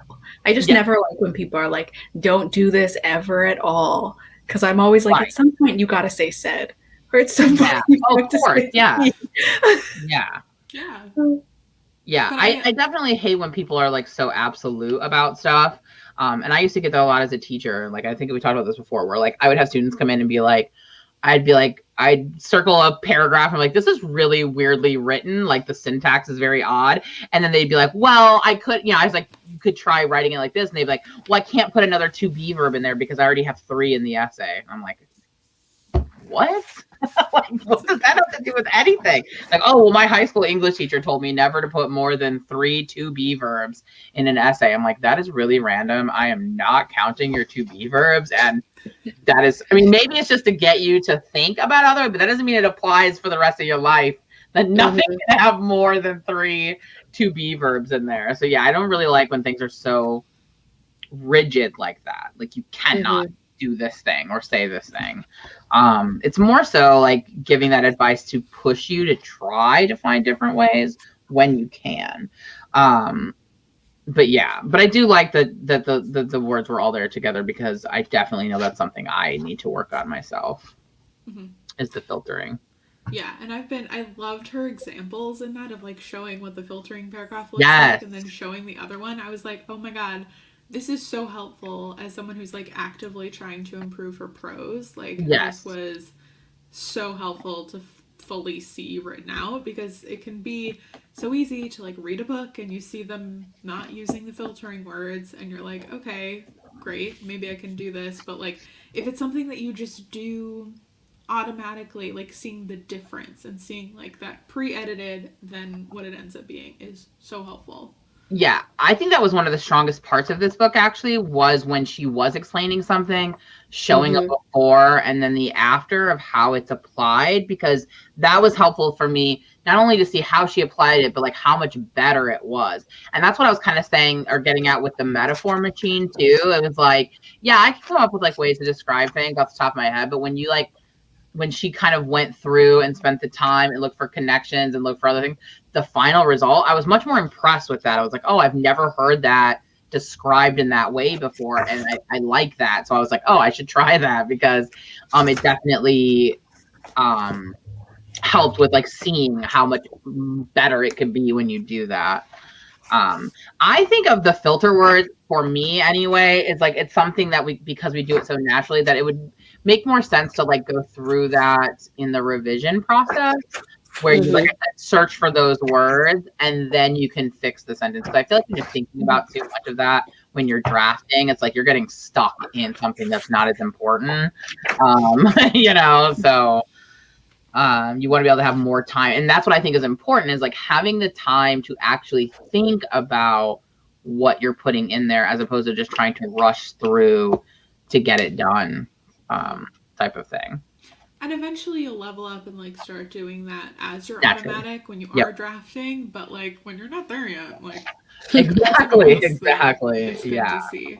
And I like that she did kind of spend some time talking about prose level stuff, because I feel like all the craft books that I read, they very rarely get into like the actual kind of prose of it all and how you make your actual words better. It's more structure and character, which is really good. But then once you get into that kind of deeper revision, when you have all of that stuff, it's like, okay, how do I make my words better? Yeah. I like that she gave like actuals too with that too, where she was like, you know, try to have an average of your sentences being 20 words long. I was like, okay, so pull it off, like, you know, get into math. It can be 70, but she's saying average should be around 20. And to me, it's just a good goalpost. Like, if you are averaging at 25, fine, you're fine. You don't need to go and fix it all. But if your average sentences is only 7, or your average sentences, the average number is 85, well, then that's something you should kind of know, because then your sentences are not varied enough. And that is incredibly important for things like cadence, and how things are read. And because I think that sometimes people don't think about cadence when reading and how things are read. And I think that that's really important, like emphasis of where things are when, like, and that's where the difference between when people don't follow grammar rules, it should be for a reason, right? For cadence, for emphasis, for aesthetic. Not just like because you can have a one-word sentence doesn't mean you should just put one in there. Like, it makes sense. Yeah. So I like that idea of like her giving at least some sort of, you know, idea of like where you should be with like how many words are in your sentences and stuff. And I think that gives me so much anxiety. Scrivener does do that? I feel like it might, on like the page where it gives you some metadata like stats or something. I'll have to go in and look, but I feel like I've seen that before and been like, that's nice, I don't care. But that would be right. What were you saying, Lizzo? That section gave me so much anxiety. I was like, really? I cannot be counting the words and sentences. I refuse. It just like all, but that, like, to me, all the prose level stuff super stressed me out. I was like, I can't use it because it was too minute for me. And I was like, I can't be thinking that much about everything. I was like, it'll just stress me out. But that's me personally. Yeah, no, I could see that. The way I kind of think about it is that I wouldn't be taking that and applying it throughout the whole revision process. For me, I would take that as something like, if I feel like a chapter isn't working, something's off with the way it's reading, then I would say, okay, well, what is my average sentence? Like, are there too many long sentences in here? Is there too many short sentences? So for me, it's more of like a way to fix a problem that you're noticing, as opposed to like going through every single chapter and making sure that all of your sentences are varied. Because I feel like a lot of us just do that naturally anyway. But instead, like if someone's saying, hey, the pacing is so slow in this, or like I'm forgetting a lot of information, it's one of the things that you could look at to kind of help. So that's kind of how I was looking at those things, not as like, yeah, it would be really overwhelming to worry about every chapter, every page, how much, you know. But I just think overall, and then looking for places where I think just looking, because, you know, if people see like a wall of text, they start to glaze over and they don't read it anyway. So like aesthetic and how things look actually matters for reader experience as well. So, that's why dialogue helps. And that's why, like, you don't want, if someone sees like 7 sentences in a row that are all like multiple lines, that gets overwhelming for people. People get lost, they skip, they don't, you know what I mean? So, to some extent it matters, but yeah, I think it's more so for me something to use in a revision where I see there could be an issue and like kind of things to just look out for. No, I'm with you, Lizelle. I don't want to say it gave me anxiety, but I was like, oh yeah, this is not applicable to me because if I'm gonna do it once, my brain is like, okay, you're gonna have to do it every single time. It's not like a by case basis. I marked it with a little red flag. I was like, I do not vibe with this. I think I also highlighted it red. But yeah, I think that's a more legitimate use of it, what you're talking about, Laura. Like if you're trying to locate problems. I just read it as this is what you have to do. And I was like, I can't. I'll never finish anything.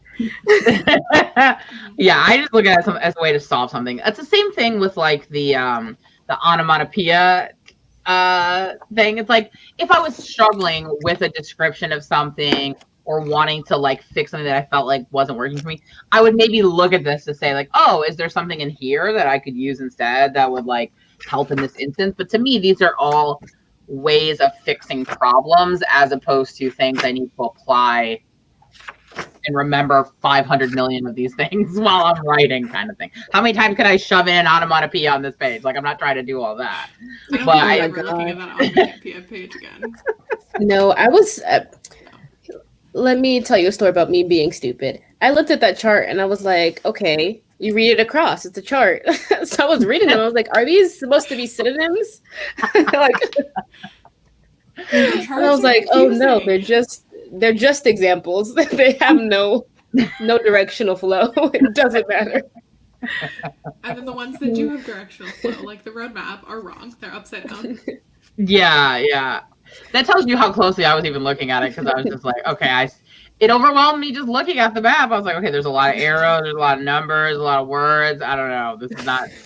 She used the word burst in her example like sentence and then didn't include it in the list, and I was like, that's one of them, and you used it, but it's not in the list.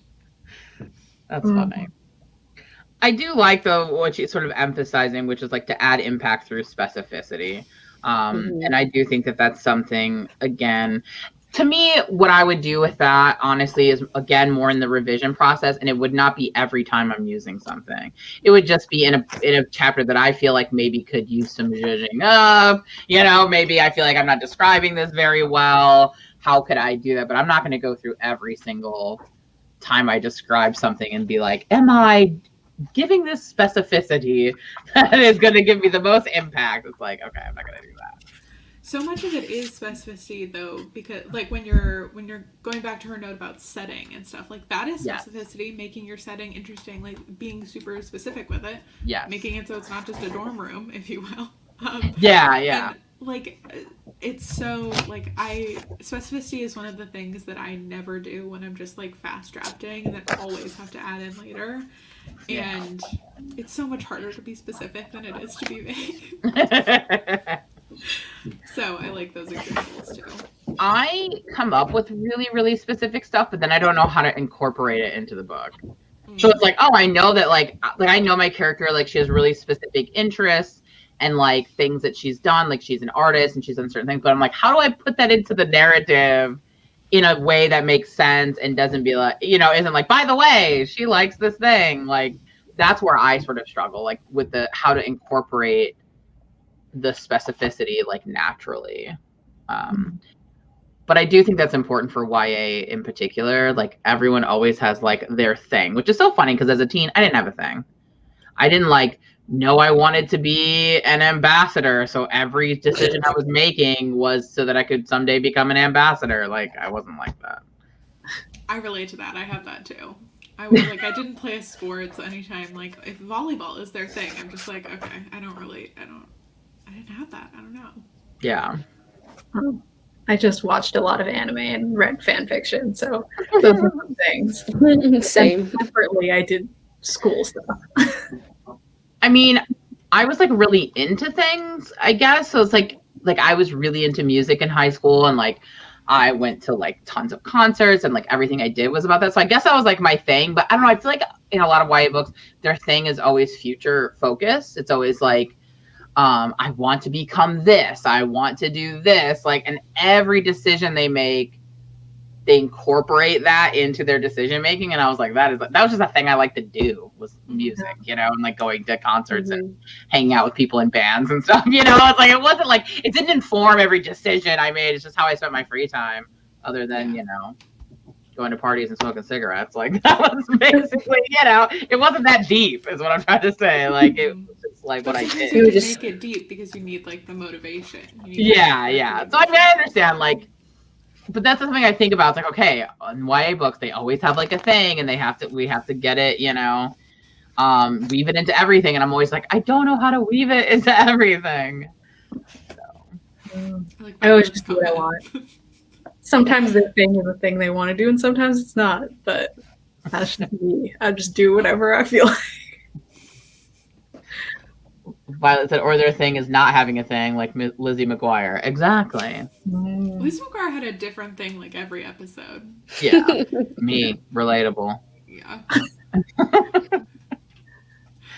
I feel like, I wonder if I felt like there was one other thing that I wrote. Oh, maybe. In chapter 9, which, okay, I'm sure you guys can all just recall chapter 9. I just wrote it down so I could find if I want to remember. She talks about stability. Let me find what it was. And I was honestly just confused what she was talking. Oh, yeah, when she says stability versus confusion and betrayal. And I know we kind of talked about that, where she was talking about like needing. I mean, is she using? I guess my question is she using stability to mean like stasis, like everything's up, and they're trying to get back to where it was? I guess I just didn't understand that. I didn't understand the confusion and betrayal aspect at all in this chapter, honestly.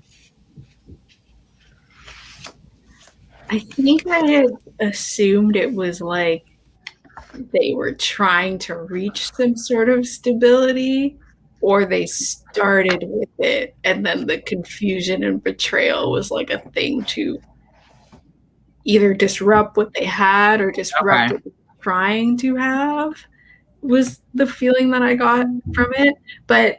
And this is a general problem that I had with the book. I would find that sometimes she would say something that you were supposed to do, and then she would give an example, and then that would be it.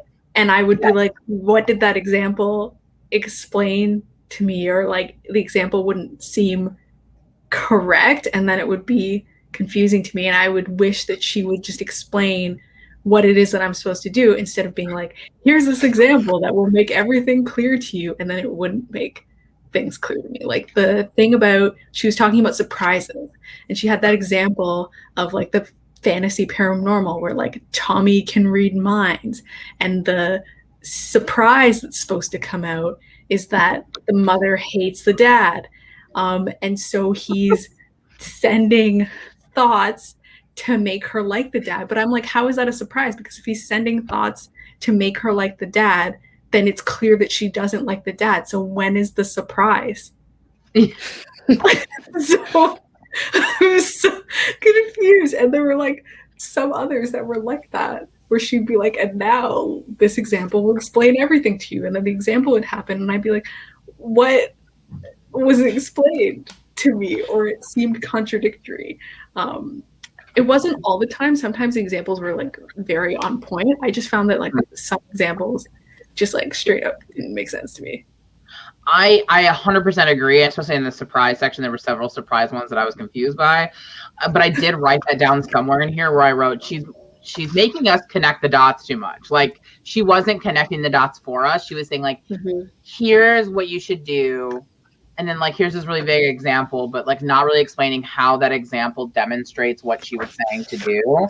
Or she wouldn't even like give it. There was something earlier in the book, I don't remember now, but something earlier in the book, she didn't even really give an I think it was like, I don't know, it wasn't the roadmap. It was something about the roadmap though, where she just kind of said it, and I'm just like, can you explain that better? I don't know what that is. So that's kind of how I felt about like this whole chapter, was like, there were bits and pieces of things that I understood, but like overall what she was talking about in terms of stability, I don't know. I guess the word stability was just tripping me up because I'm like, what is that? What kind of stability? Are you talking about the stability they had prior to the book? Or are you talking about like overall stability in their life? Like, and that's why I was trying to think about it more as like stasis, like where you were and trying to get back to that, as opposed to like just like I would love general stability in my life, you know, but like that is very different than like stability in a story because something created instability, if that makes sense. I don't know. I don't even know. That's how I was thinking of it, as like stasis, or like being comfortable. So like they started off comfortable in whatever position they were in life, and then the confusion and betrayal comes in to disrupt it. So their journey is to seek comfort again, or something like that. Yeah, that's kind of how I was interpreting it, but I'm like, I was just getting kind of tripped up on the stability part, but yeah, okay, good. So that kind of makes sense to me then. Mental stability? Except just like overall stability, like is she trying to like, everyone's trying to find like a husband and like, or whatever, you know, just something, a better job, career, like everyone's just trying to go for just general stability. Whatever stability means to that character is what you're looking for. That makes sense too. I'm gonna write that down, Miranda. If only this was being recorded. Oh yeah, but I remember things if I write them down. Yeah, I wrote down the book that Steve told me to check out. Oh yeah, I saw that. Yeah, Anatomy of Prose. What stability means. Quick random question. Did anyone understand the example with like the straw hat thing? There's like an example in which she's talking about like repeating symbols, and the example is like for the thriller with the woman, and she's like, she sees a guy with this straw hat, and then she goes to like a library and she sees an article and the person is wearing a straw hat, and she's like, oh, I wonder if these are coming in fashion. And then at the end, she sees a straw hat on her porch, and then the author goes, didn't that give you chills? And I was like, I don't understand what's happening. I think I remember it, like it was her husband stalking her. Yeah. Is that what it was? Okay. But it was her not trusting herself about it. Like, it was kind of the unreliable narrator thing. Okay. She was like, oh, I see that in one place, and you see it again, and you think, oh, maybe it's just a new trend that people are wearing straw hats now. Okay. Oh, okay, but then you realize, like, no, it actually is like a dangerous sign whenever you see the straw hat. Okay. Thank you. Yeah. That was helpful because I understood the example before where she was talking about like a missing knife, and then you establish the character misplaces stuff all the time. It was very like there's someone inside your house, and I understood that.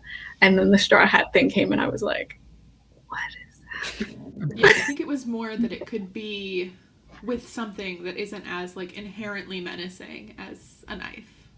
Okay. Oh, right. I did that. Yeah, I did like the knife though when she was like, oh, the knife's missing from the drawer, and then like she finds the knife in the fridge, but then she also finds the knife here. I'm like, dude, I want to write a book where people just are finding knives everywhere, because that was really like, that's gonna create some suspense. Like, what is the deal? Why are there knives everywhere? Where are they coming from? So I just liked that. It gave me like little plot bunnies. Like, a story where there's a bunch of knives hidden places. What's going on? I haven't seen there? Knives Out, but that's what I imagine. I like Knives Out. I know people have mixed feelings on it, but I liked it. But I am like notoriously, I'm not very critical of it. Like if I'm entertained, that's enough. That's all I need. So since we're kind of like here toward the end of the chat, someone did ask, would we recommend the book? So I think that would be a good place to kind of wrap everything up and sort of end on. So what do you guys think? Would you recommend this book? And if so, to whom?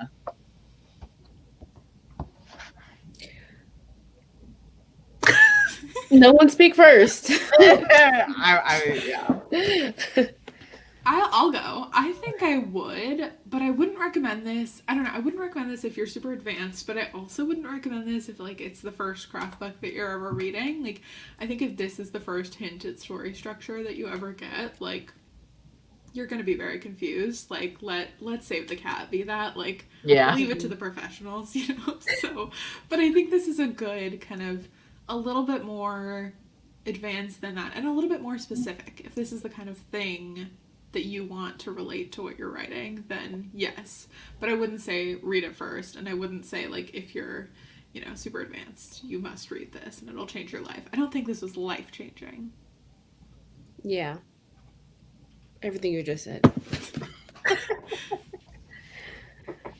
I would recommend it if she released a second version that was, like, just suspense.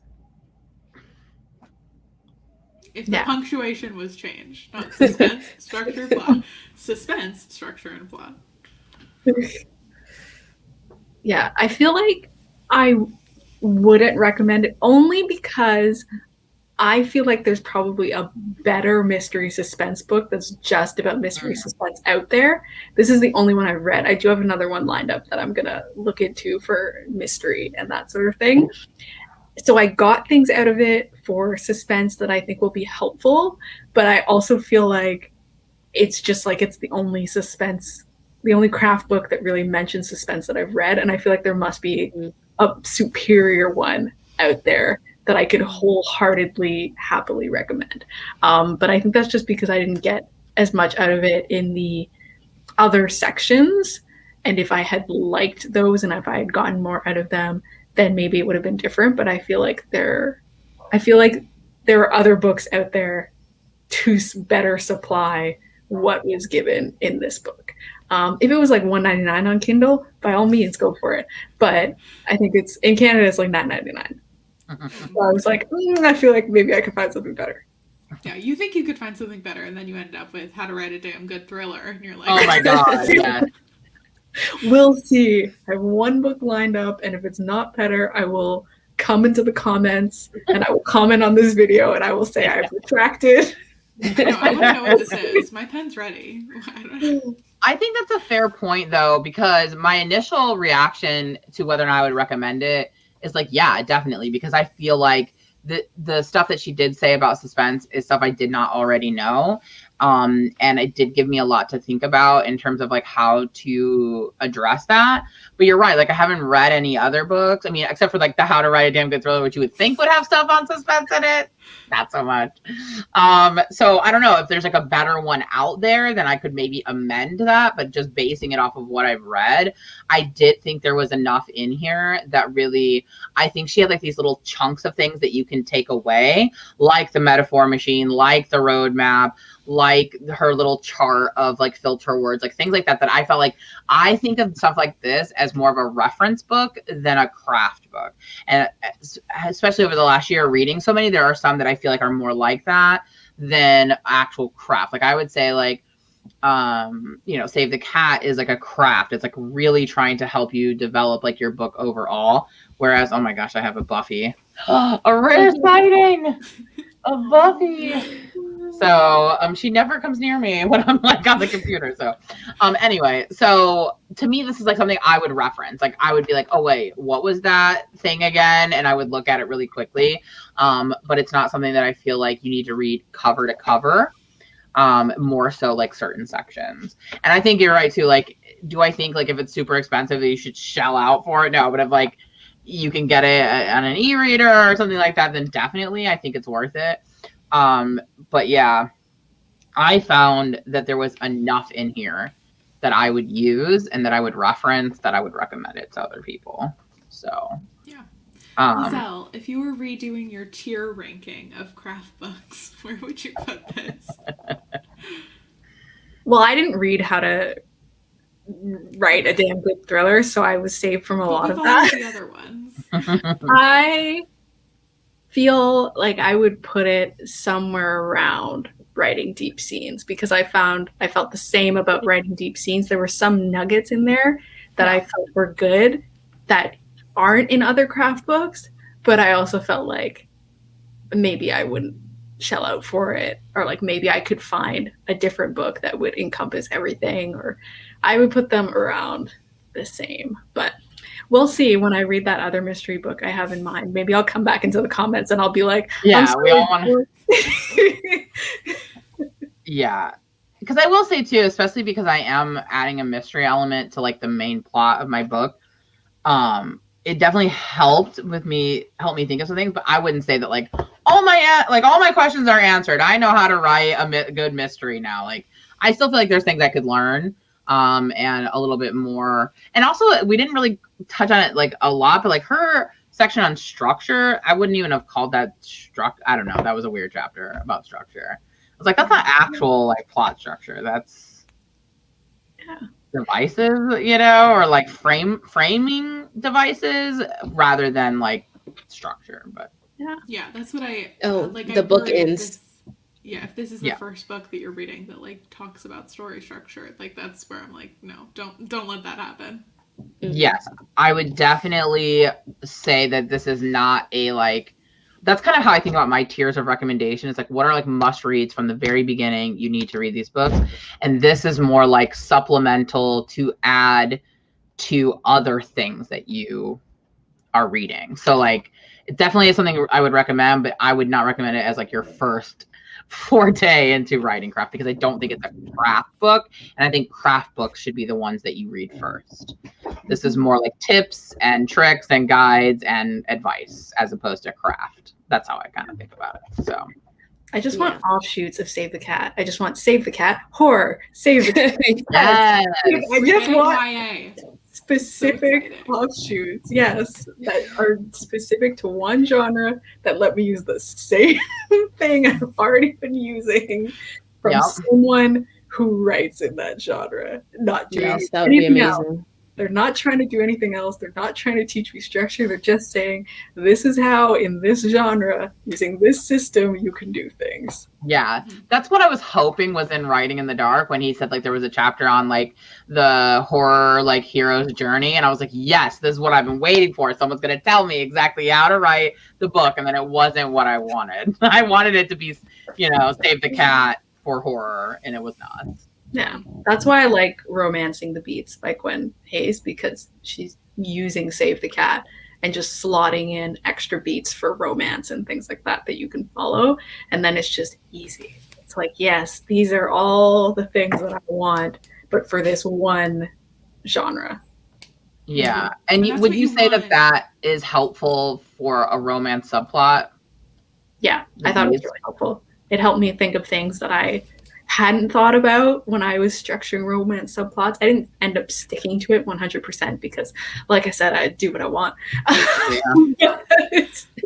There were definitely things that were helpful a lot. Like, she talks about, like, this is the moment when the character starts to doubt what they are the relationship that they have together because of the shard of glass that comes out, and it like maps up to things like Dark Night of the Soul and things like that. And so you're basically just like forecasting a second Save the Cat that you slot into your Save the Cat section for that specific subplot. I thought it was super helpful. Sleuthing the Beat, that's very good. Yeah. No, because I want to read it. I think I'm gonna have to get Romancing the Beat though, and I'll make that my last one that I read, because it might be something like in the revision too, because I do have like a romance subplot that I'm like kind of, I know how the romance subplot like works for the external plot that I'm working on, but like I need also the romance to like make sense. You know what I mean? Like to evolve. Mm-hmm. I know like on its own as a subplot. So I think I'm going to look into that.